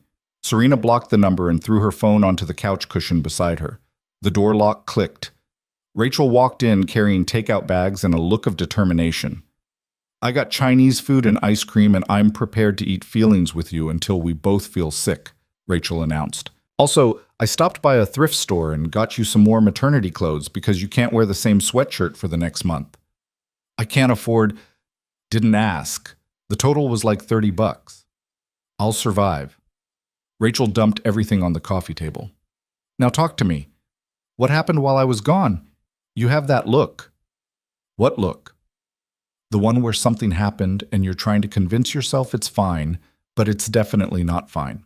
Serena told her about the lawyer's call and Caroline's texts. Rachel's expression grew progressively darker. That manipulative asshole, Rachel said when Serena finished. Telling the other woman you were separated? That's not just lying, that's predatory. I know. And his lawyer calling you directly? That's a power play. He's trying to make you feel like you can't win without him. Maybe I can't. Stop that. Rachel pointed a chopstick at her. You survived him leaving you outside to freeze. You survived his psycho mother threatening to take your baby. You can survive a court hearing. What if the judge sides with him? Then we appeal. We keep fighting. We don't give up just because one person in a robe doesn't see things clearly. Rachel scooped lo mein onto a plate and handed it over. Eat. You need calories for tomorrow. They ate in comfortable silence, the kind that came from real friendship rather than obligation. When Rachel turned on a movie, something light and forgettable, Serena felt herself relax for the first time since leaving the hospital. Around 10 p.m., her phone buzzed. Text from Damien. I know you said you needed space, but I have to say this. Whatever happens tomorrow, whatever the judge decides, I want you to know I'm not fighting you to hurt you. I'm fighting because I can't lose you and the baby. You're my family. You're everything. Serena showed the message to Rachel, who made a disgusted sound. He's trying to get in your head before the hearing, Rachel said. Make you feel guilty so you'll go easier on him tomorrow. It's working. Then turn off your phone. Seriously, you don't need this tonight. Serena powered down her phone and went to bed, but sleep came in fits and starts, broken by dreams of courtrooms and locked gates, and a baby she couldn't reach no matter how hard she tried. Wednesday morning arrived too fast. Serena dressed in the nicest clothes Rachel had found at the thrift store, a black maternity dress that was slightly too big and flats that pinched her swollen feet. Rachel had taken the day off work and wore a professional blazer that Serena had never seen before. Moral support, Rachel said when Serena raised an eyebrow. And witness intimidation if Damien's family tries anything. The courthouse was downtown, all marble and security checkpoints, and the particular smell of old buildings and human anxiety. Judith met them in the hallway outside the courtroom, looking sharp in a navy suit and carrying a briefcase that had seen better days. Good, you're early, Judith said. Let's find somewhere to talk. They huddled in a corner while Judith explained what would happen. The hearing would be short, maybe 30 minutes. Each side would present their arguments. The judge would ask questions, then they'd wait for a ruling, which could come immediately or take a few days. What about Damien? Serena asked. Will he be here? Probably. Gregory Chen doesn't usually let clients skip hearings. Judith squeezed Serena's arm. Don't look at him. Don't react to anything he or his lawyer says. You keep your eyes on me or the judge. Understand? Serena nodded, though her heart was already racing. They filed into the courtroom at 1:55 p.m., and there, sitting at the opposite table with Gregory Chen beside him, was Damien. He looked terrible, worse than he had at the hospital, if that was possible. His suit was rumpled, his face drawn, dark circles under his eyes that suggested he'd slept as poorly as Serena had. When he saw her walk in, his whole body jerked like he wanted to stand, to go to her, but Chen's hand on his arm stopped him. Serena kept her eyes forward and sat down beside Judith. The judge entered, a woman in her 50s with gray hair and reading glasses perched on her nose. Judge Patricia Morrison, according to the nameplate on the bench. "We're here for emergency motions in the matter of Voss versus Voss," Judge Morrison said, looking at her notes. "Ms. Parrish, you filed the motions. Let's hear your arguments." Judith stood. "Your Honor, my client is 8 months pregnant and has been financially cut off by her husband without warning or cause. He froze her access to their joint bank accounts and credit cards, leaving her with less than $500 to her name. She has no income, no family support, and significant medical expenses related to her pregnancy. We're asking for immediate restoration of her access to marital funds and temporary spousal support until this matter can be fully litigated." Judge Morrison looked at Gregory Chen. "Mr. Chen?" Chen stood smoothly. "Your Honor, Mr. Voss did restrict access to certain accounts, but only as a protective measure. Mrs. Voss left the marital home without notice and refused to communicate her whereabouts. Mr. Voss was concerned she might drain their accounts in retaliation for a marital dispute." "That's a lie," Serena whispered to Judith. Judith put a hand on her arm, waited. Judge Morrison looked skeptical. "Mr. Chen, your client's wife was hospitalized with hypothermia. She didn't leave. She was locked out. There was a misunderstanding with the gate code, Your Honor. Mr. Voss has admitted it was his fault and deeply regrets a misunderstanding that nearly killed a pregnant woman." Judge Morrison's tone could have frozen water. "Ms. Parrish, what documentation do you have?" Judith pulled out copies of the hospital records, the bank statements showing the frozen accounts, screenshots of Serena's attempts to access money. She presented each one methodically while Chen tried to interject with objections that Judge Morrison waved off. "Your Honor, if I may," Chen said, "Mr. Voss is willing to provide financial support.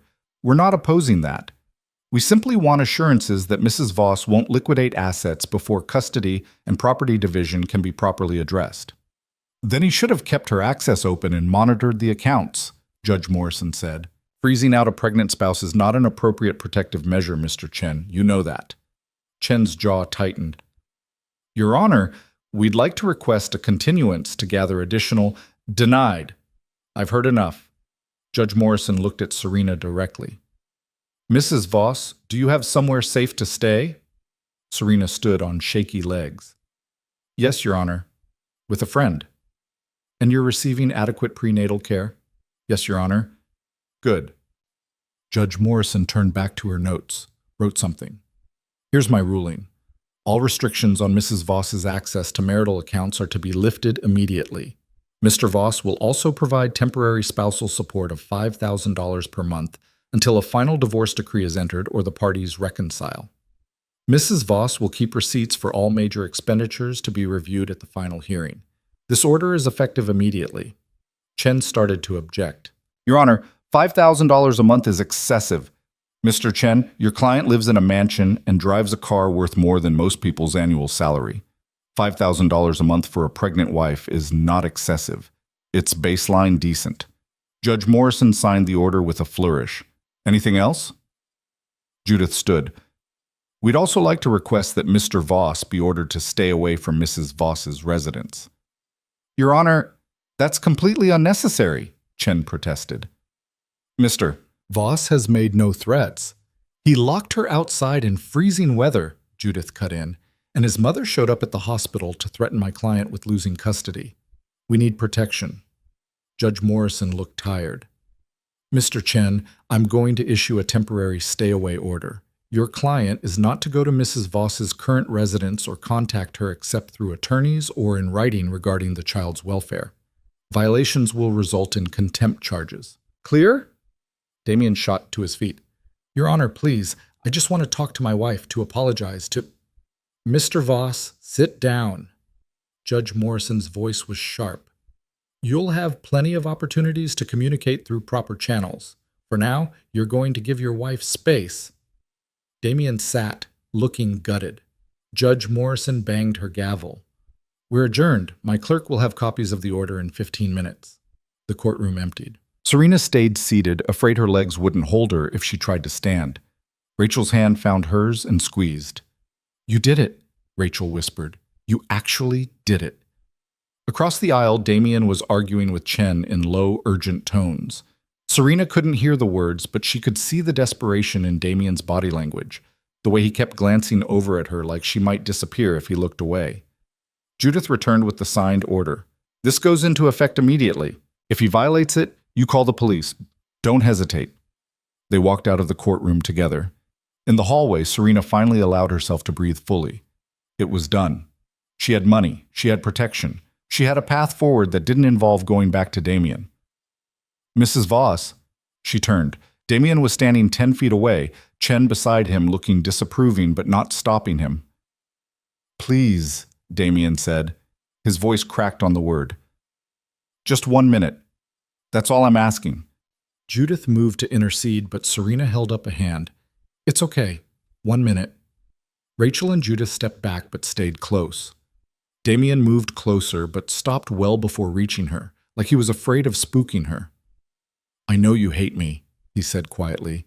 I know I don't deserve anything from you, but I need you to hear this. What I did, leaving you outside, the affair, all of it, it wasn't about you. It was never about you not being enough. You were always enough. He stopped, swallowed. I got scared of being a father, of the responsibility, of losing myself in it, and instead of talking to you about that, I pushed you away. I tried to pretend it wasn't happening, and I almost killed you because of my own cowardice. Serena didn't respond, just waited.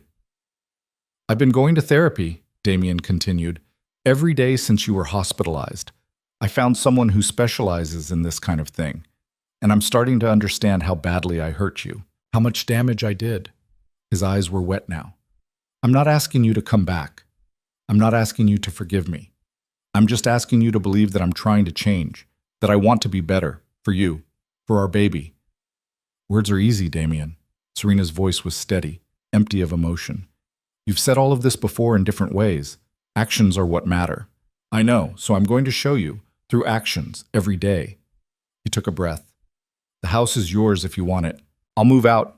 I've already told my mother to back off, that she's not to contact you or Rachel or anyone in your life. I'm giving you space like you asked for, and I'm going to keep doing that until you tell me to stop. The judge already ordered you to give me space. I know, but I'm doing it because you asked, not because I was told to. Damien looked at her with something that might have been hope or might have been desperation. Is there any chance? Any possibility that someday you might be able to trust me again? Serena thought about the question, really thought about it. Tried to imagine a future where Damien's words matched his actions, where he proved himself reliable, where she could look at him without seeing the gate and the cold in Caroline's car driving past. I don't know, she said finally. Maybe, but it's going to take a lot more than therapy and promises. I know. I'll do whatever it takes. Then start by leaving me alone unless it's about the baby. No texts about us. No calls begging me to reconsider. Just space. Real space. Damien nodded. Okay. Space. I can do that. He turned to leave, then stopped. Serena, when the baby comes, I want to be there. If you'll let me, not as your husband, as their father. We'll see, Serena said. It wasn't forgiveness, it wasn't reconciliation, but it was something other than pure hatred, and maybe that was enough for now. The weeks that followed the courthouse passed in a strange rhythm of waiting and healing that didn't feel like either. Serena moved through Rachel's small apartment like a ghost, learning to be solid again, trying to remember what it felt like to make choices that were only hers. The money appeared in her account the day after the hearing, all of it. The joint accounts unlocked, the credit cards reactivated, and the first spousal support payment deposited exactly when Judith said it would be. Damien kept his word about that, at least. He also kept his word about space. No calls, No texts, except for one message 3 days after the hearing that said simply, "Thinking of you and the baby. Hope you're both well." Serena had stared at it for 10 minutes before deciding not to respond. Rachel had been right about the couch being terrible. Serena's back ached constantly, and the baby seemed to have decided that 3 a.m. was the perfect time for gymnastics practice. But the apartment was warm and safe, and every morning Serena woke up without the weight of Damien's expectations pressing down on her felt like a small victory. Dr. Martinez's follow-up appointment came on a Friday. Serena took the bus to Northwestern Memorial, Rachel having offered to drive, but Serena insisting she needed to prove to herself she could do things alone. The doctor checked her blood pressure, measured her belly, listened to the baby's heartbeat with that practiced expression that gave nothing away. "Everything looks stable," Dr. Martinez said finally. "Blood pressure is still elevated, but not dangerously so. Baby's measuring right on track. How are you feeling mentally?" "Tired, confused, angry sometimes, sad others." Serena paused. "But not like I'm drowning anymore." "That's progress." The doctor made notes on her tablet. "Any contact with your husband?" "No, he's giving me space like I asked." "And how does that feel?" "Weird. I keep expecting him to show up, to push, but he hasn't, and I don't know if I'm relieved or disappointed." Dr. Martinez looked at her over her glasses. "You're allowed to have complicated feelings about him. He hurt you badly, but you also loved him. Those things can be true at the same time. I don't know if I love him anymore, or if I'm just grieving who I thought he was." "Maybe both. And maybe that's okay for now." The doctor handed her a pamphlet.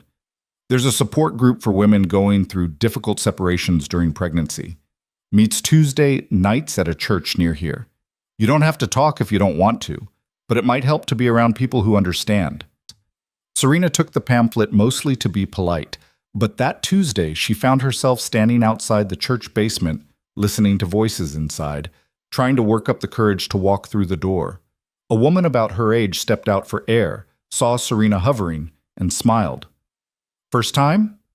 That obvious?"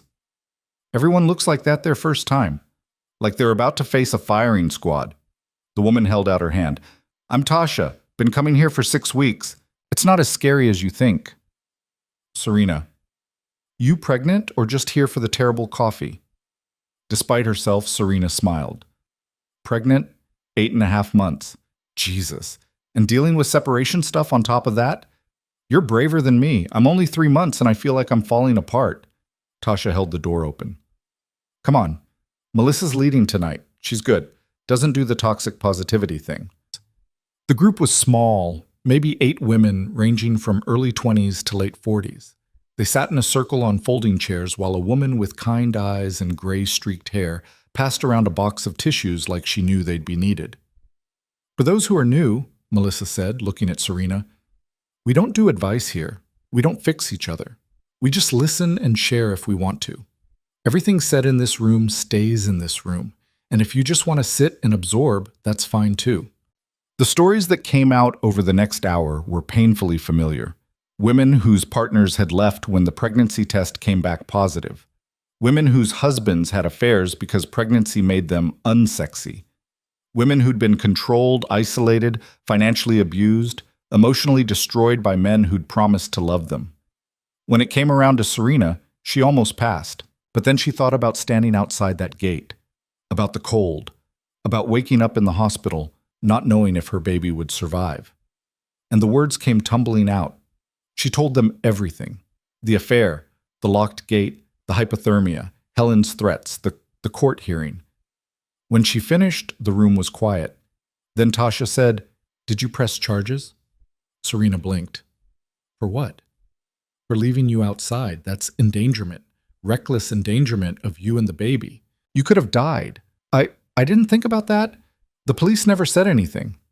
"Because cops don't give a shit about domestic situations unless someone's already dead," another woman said bitterly. "But you should talk to your lawyer. What he did wasn't just cruel, it was criminal." After the meeting, Melissa pulled Serena aside. "You okay? That was a lot to share first time out." "I'm okay. It actually helped, saying it out loud to people who don't know him, who don't have an opinion about what I should do." "Good. That's what we're here for." Melissa hesitated. Can I give you one piece of unsolicited advice? Sure. Whatever you decide about your husband, whether you stay separated, get divorced, or eventually reconcile, make sure it's your choice. Not his, not his family's, not what you think you're supposed to do for the baby. Your choice. Because you're the one who has to live with it. Serena carried those words home with her on the bus, turning them over in her mind like stones she was trying to understand the weight of. The next day, she called Judith. Can I press charges against Damien for what happened, for leaving me outside? Judith was quiet for a moment. Technically, yes. It could be argued as reckless endangerment or criminal neglect. But Serena, I need you to think carefully about whether that's the path you want to go down. Criminal charges would make any kind of future co-parenting relationship almost impossible, and they'd turn your divorce into a public spectacle. But he almost killed me. I know. And if you want to pursue it, I'll support you. But I need you to be sure it's about justice, not revenge. Because the courts won't see a difference, but you'll have to live with the consequences. Serena thought about it for 3 days. In the end, she decided Judith was right. What she wanted wasn't Damien in jail. What she wanted was for him to truly understand what he'd done and change because of it. Criminal charges wouldn't accomplish that.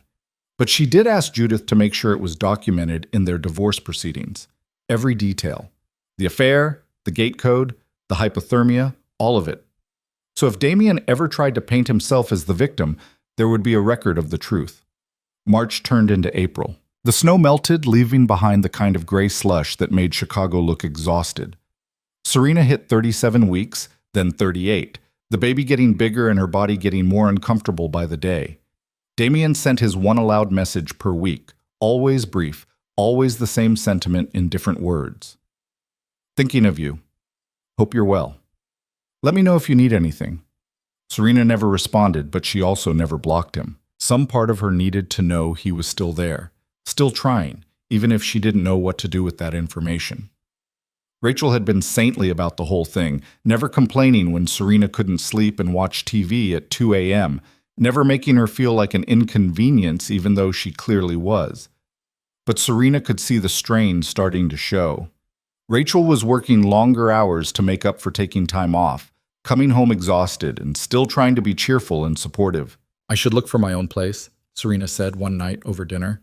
Rachel looked up from her noodles. What? No, you're fine here. I'm not fine here. I'm taking over your life. You need your space back. I have plenty of space. Rachel, you're doing laundry in the bathroom sink because I'm using the washer for baby clothes. You're eating takeout every night because I can't handle the smell of cooking. And you haven't had a date in weeks because you don't want to leave me alone. Rachel set down her fork. Okay, fine. It's been an adjustment, but I'm not kicking you out when you're 9 months pregnant. That's not happening. I'm not asking you to kick me out. I'm saying I should start planning for after the baby comes. We can't both fit in this apartment with a newborn. Then we'll figure something out. But right now you focus on getting through the next few weeks. Everything else can wait. But everything else couldn't wait, because 3 days later, at 2:47 in the morning, Serena woke up to her water breaking all over Rachel's futon. Oh no, she whispered into the dark. Oh no, oh no, oh no! She made it halfway to the bathroom before the first real contraction hit, sharp enough to double her over. Rachel found her there 5 minutes later, gripping the doorframe and trying to breathe through the pain. Hospital, Rachel said, already moving. Now, can you walk? I think so. They made it down the stairs, Rachel holding most of Serena's weight, and into the Civic. Rachel drove like she was fleeing a crime scene, blowing through yellow lights and taking corners too fast, while Serena concentrated on not having the baby in the passenger seat. Northwestern Memorial's emergency entrance was bright and chaotic, even at 3 a.m. A nurse took one look at Serena and got her into a wheelchair, rapid-firing questions about due date and birth plan and who to call. My friend Rachel, Serena gasped between contractions. She's right there. She's my person. What about the father? Serena looked at Rachel, who was already pulling out her phone with a question in her eyes. Call him, Serena said. Tell him to come. But Rachel stays with me the whole time. I need her there. Rachel made the call in the hallway while nurses got Serena into a delivery room and hooked up to monitors. Through the wall, Serena could hear Rachel's side of the conversation. She's in labor, Northwestern Memorial maternity ward, and yeah, now, I don't know. She just said to call you.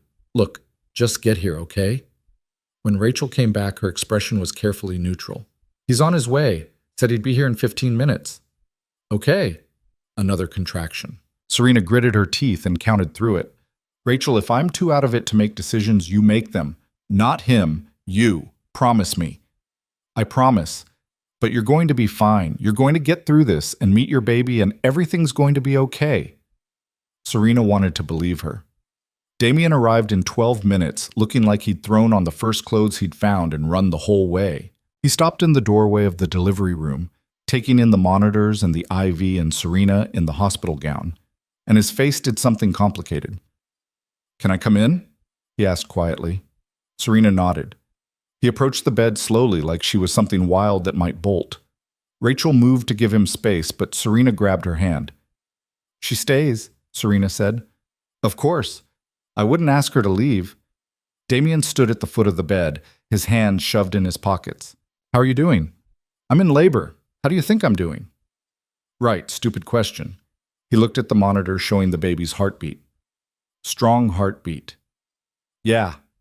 They lapsed into awkward silence, broken only by the beeping machines and Serena's breathing as she worked through contractions.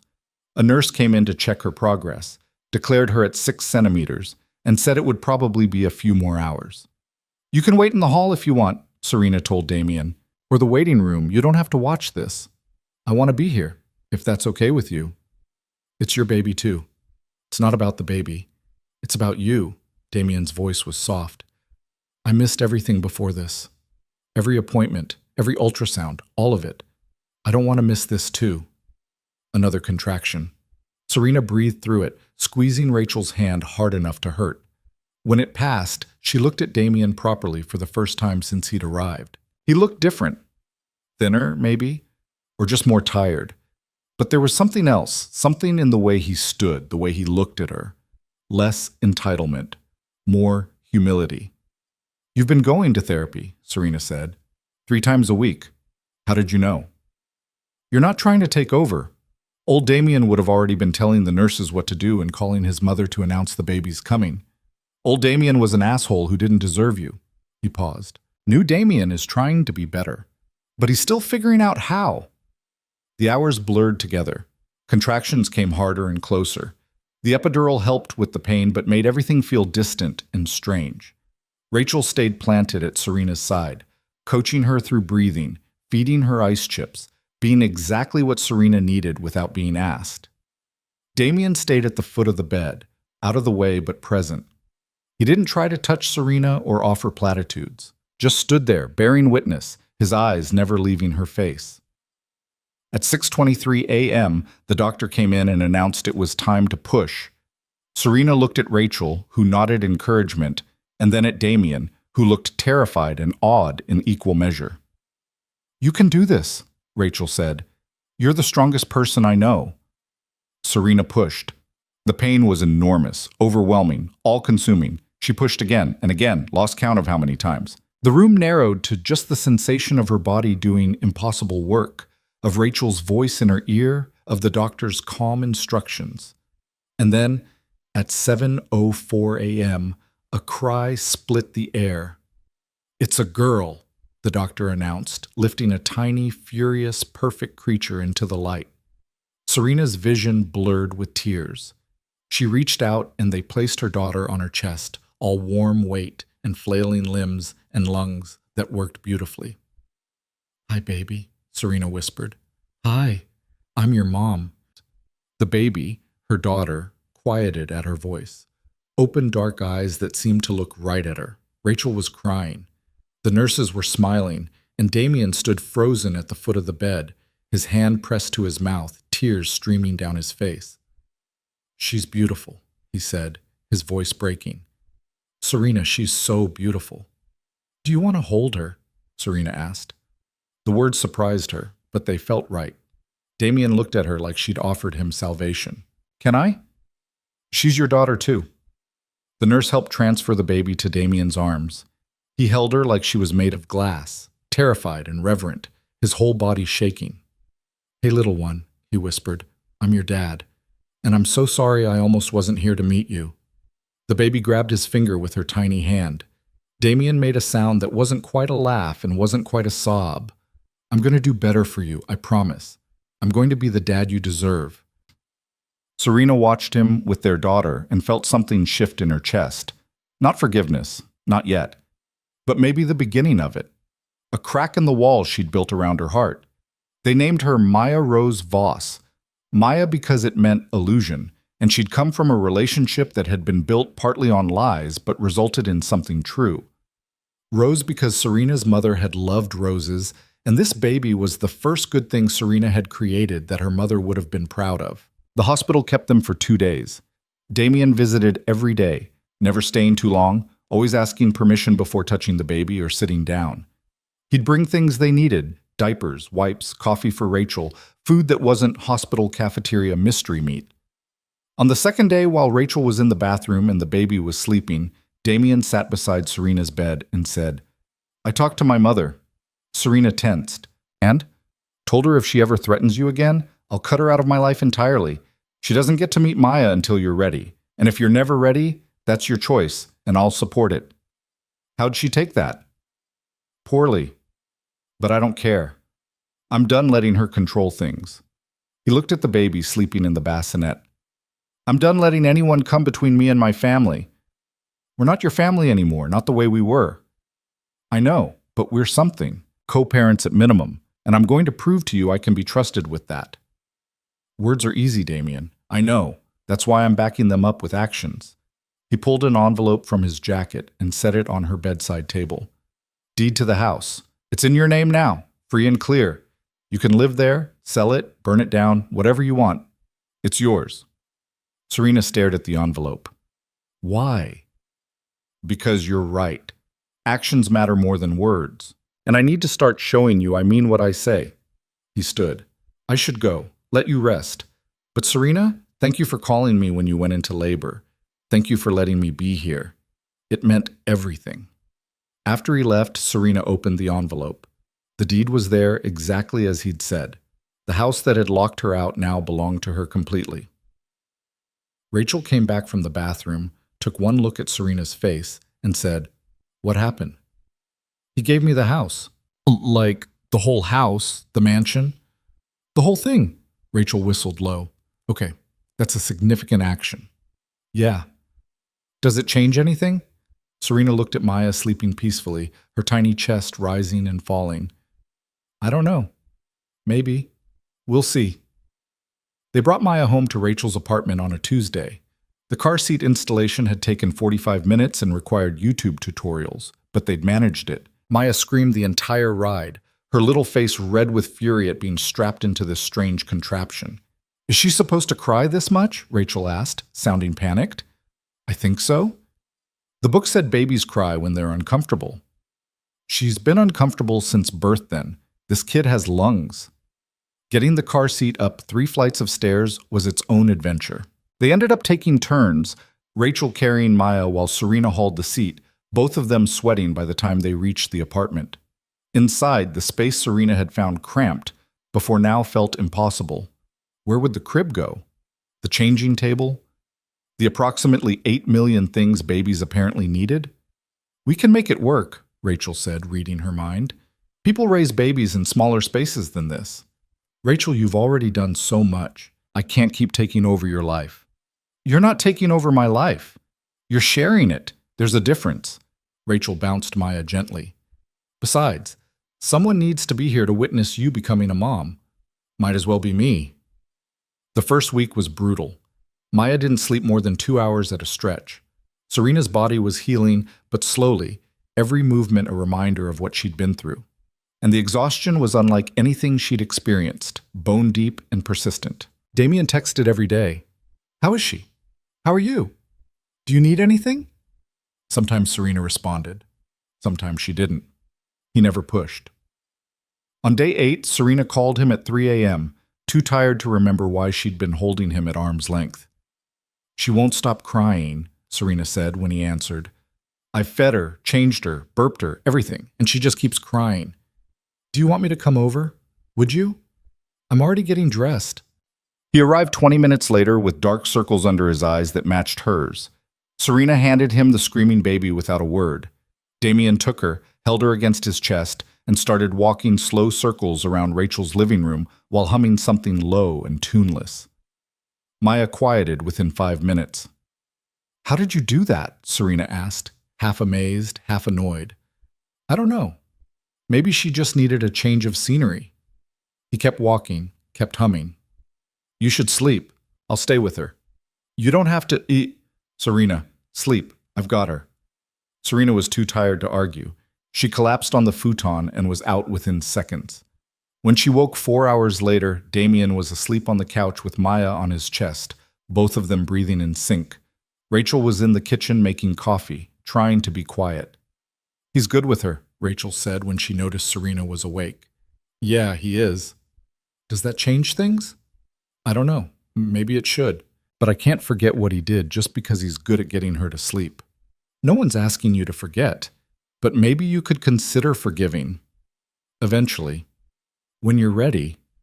Serena watched Damien and Maya, this man who'd almost destroyed her and this baby who'd saved them both, and wondered if forgiveness was even possible. If trust could be rebuilt after being so thoroughly shattered. The answer came slowly, in pieces, over the following weeks. It came when Damien showed up at 2 a.m. for the third time in a week, because Serena called, and he never once complained or made her feel like a burden.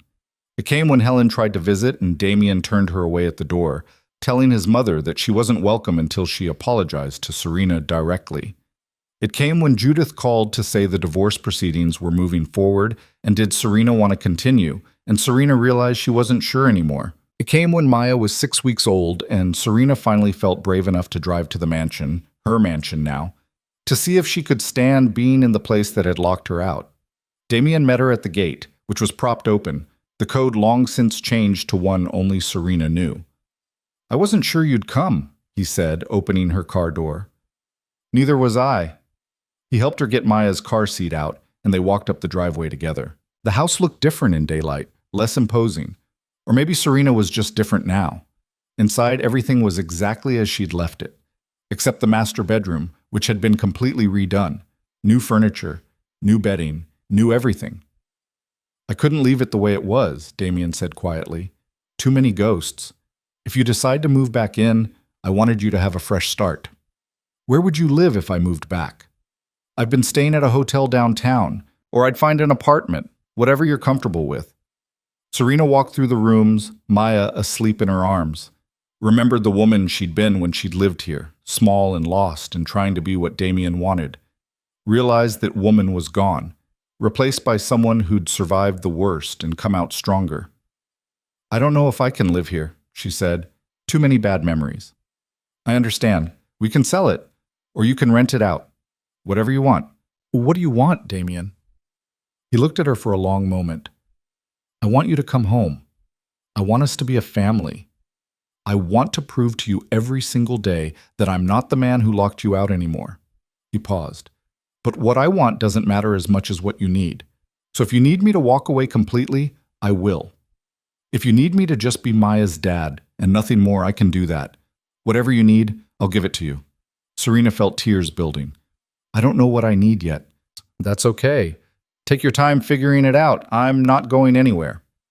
They ended up in the kitchen, Damien making tea while Serena fed Maya, the domesticity of it strange and familiar at once. "I'm scared," Serena said suddenly, "of trusting you again, of believing you've changed and then finding out you haven't." "I'm scared too," Damien admitted, "of failing you again, of being the person I was instead of who I'm trying to become." He set a cup of tea in front of her. "But I'd rather be scared and trying than safe and giving up." "Have you really been going to therapy 3 times a week?" "Yeah, Dr. Patterson. She specializes in infidelity and emotional abuse recovery. For the person who did the hurting, I mean. She doesn't let me make excuses, calls me out on every defense mechanism." He smiled wryly. "It's brutal, but necessary." "What have you learned?" "That I was using Caroline to avoid dealing with my fear of being a father. That I isolated you because I was afraid of you seeing how scared I was. That I locked you out, literally and metaphorically, because I thought if I didn't have to face you, I wouldn't have to face myself." He looked down at his hands. "And that none of that is your fault. None of it. It was all my brokenness, and I made you carry the weight of it. Maya finished eating and let out a satisfied sigh. Serena lifted her to her shoulder for burping. I'm in therapy too, Serena said. The support group led to individual sessions. I'm working through the trauma of that night and the years before it. Good. You should. You deserve support. My therapist asked me if I think our marriage can be saved. What did you tell her? I said I don't know, because I don't. Some days I think yes, if we both keep working at it. Other days I think too much has happened, that we'd just be pretending the cracks aren't there. Damien nodded slowly. What would it take for you to trust me again? Really trust me? Serena thought about it. Time, consistency. You doing what you say you're going to do over and over until the pattern proves you've changed, and probably couples therapy if we're going to try this. I can do that, all of it. And boundaries, real ones. About your mother, about our money, about making decisions together instead of you controlling everything. Yes, whatever you need. And if I change my mind at any point, if I decide it's not working, you don't fight me. You let me go. That one hurt him. She could see it in the way his whole body tensed, but he said, Okay, if that's what you need, I'll let you go. They sat in the kitchen of the house that was now hers, drinking tea while their daughter slept between them. And for the first time in months, Serena felt like maybe, just maybe, there was a path forward she could actually walk. It wasn't forgiveness, not yet, but it was possibility. Over the next 3 months, Damien proved himself slowly, steadily, in ways that mattered. He showed up for every pediatrician appointment, learned to change diapers and give bottles, spent hours researching safe sleep practices and baby development milestones. He respected every boundary Serena set, never pushed when she said no, never made her feel guilty for needing space. He also started the process of selling his share of the family business to Helen, cutting financial ties with his mother and the toxic control she represented. It meant less money, less prestige, but it also meant freedom from the expectations that had shaped him into someone he didn't want to be. In July, when Maya was 4 months old, Serena agreed to couples therapy. They met twice a week with Dr. Chen, a no-nonsense woman in her 60s who'd spent 30 years helping couples rebuild after betrayal. The sessions were hard. Damien had to sit with Serena's pain, really hear it, without defending himself or minimizing what he'd done. Serena had to learn to communicate her needs clearly instead of hoping Damien would just figure them out. They both had to practice vulnerability in ways that felt terrifying after everything that had happened. But slowly, session by session, something shifted. The distance between them started to close. Not all the way. There were still hard days, still moments when Serena looked at Damien and saw the man who'd left her outside the gate. But there were also moments when she saw the man he was becoming, and those moments were getting more frequent. In August, Serena made a decision. I want to try living together again, she told Damien during a session. Not in the mansion, somewhere new, somewhere that doesn't have bad history attached to it. Damien's face lit up. Really? Really, but with conditions. We sell both properties, the mansion and Rachel's place since I've been covering her rent anyway. We find something new together, and we split everything 50-50. Joint accounts, but also personal accounts. Shared decision-making. Equal partnership. Yes, to all of it. They found a townhouse in Lincoln Park. 3 bedrooms, brick front, small yard for Maya to play in eventually. It wasn't as grand as the mansion, but it was theirs, chosen together, paid for together, filled with furniture they picked out side by side. Moving day was chaos. Rachel helped, of course, directing movers and assembling cribs, and generally being the force of nature she'd always been. When everything was finally in place and Rachel had left, and Maya was asleep in her new nursery, Damien and Serena stood in their new living room and looked at each other. This is really happening, Serena said. Yeah, it is. Damien reached for her hand tentatively. When she didn't pull away, he laced his fingers through hers. I know we're not all the way back yet. I know I still have to prove myself every day. But Serena, I want you to know I'm grateful for this chance, for you not giving up on us even when you had every reason to. I didn't do it for you, Serena said honestly. I did it for me. Because I realized I wanted to see if we could build something better than what we had before, something real. Can we? I think so. As long as we both keep showing up, keep being honest, keep choosing each other, even when it's hard. I can do that. Damien pulled her closer. Can I kiss you? Serena looked at him, this man who'd broken her and was working every day to make amends. The kiss she'd been avoiding for months because she was afraid it would erase what he'd done, make it easier to forget the lessons she'd learned. But she was also tired of being afraid, tired of protecting herself from someone who was genuinely trying to be better. Yes, she said. You can kiss me. The kiss was tentative at first, careful, both of them feeling their way back to something that had been lost. But then Damien's hand came up to cup her face, gentle and sure, and Serena leaned into it, and the kiss deepened into something that felt less like forgiveness and more like a new beginning. When they pulled apart, they were both crying. I love you, Damien said. I never stopped loving you.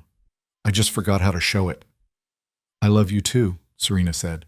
But loving you doesn't mean I've forgotten. It means I'm choosing to build something new with the person you're becoming. I can live with that. They stood in their new home, holding each other while their daughter slept upstairs, and felt the weight of the past start to ease. Not disappear. It would always be there, a scar they'd both carry, but it didn't have to define them anymore. 6 months later, on a cold February morning, Damien and Serena stood in Judge Morrison's courtroom again. But this time, instead of asking for protection orders and spousal support, they were filing a motion to dismiss the divorce proceedings. Judge Morrison looked at them over her glasses with an expression that suggested she'd seen this particular story play out in various ways. Are you sure about this, Mrs. Voss? The judge asked. You don't have to reconcile just because you have a child together. I know, Your Honor, but we've been in therapy, both together and separately, and I believe he's changed. More importantly, I've changed. We're not the same people who stood here a year ago. Judge Morrison looked at Damien. Mr. Voss, if you ever pull anything like what you did again, I won't, Your Honor. I swear it. See that you don't, because next time there won't be a reconciliation. There'll be restraining orders and criminal charges. She signed the dismissal. You're very lucky, Mr. Voss. Your wife is more forgiving than most people would be. I know, Your Honor. I remind myself of that every day. Outside the courthouse, Damien took Serena's hand. Thank you. For giving me another chance. For believing I could be better. Don't thank me yet, Serena said. We still have work to do. This isn't a happy ending where everything's magically fixed. This is just the beginning of building something real. I know, and I'm ready for it. He paused. All of it. The hard conversations, the setbacks, the days when you still don't trust me completely. I'm in this for the long haul. Good, because I'm going to hold you to that. They walked to their car, where Rachel was waiting with Maya, and drove home to their townhouse in Lincoln Park. That night, after Maya was asleep and the dishes were done, and the normal chaos of life with a baby had settled, Serena and Damien sat on their couch and talked about the future.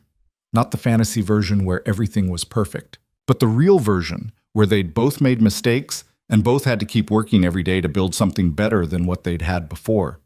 It wasn't the love story Serena had imagined when she'd married Damien 4 years ago. That story had been full of grand gestures and expensive gifts and the illusion that money and passion were enough to sustain a marriage. This story was different, smaller, quieter, built on couples therapy appointments and honest conversations and the daily choice to show up for each other even when it would be easier to walk away. It was messy and imperfect and required constant effort, but it was real. And standing outside that gate in the freezing cold, Serena had learned that real was what she needed. Not perfect, not easy, just real. She looked at Damien, who was looking at her with all the love and regret and hope a person could hold, and she smiled. We're going to be okay, she said. Yeah, Damien agreed, pulling her close. We really are. And for the first time since that terrible December night, Serena believed it.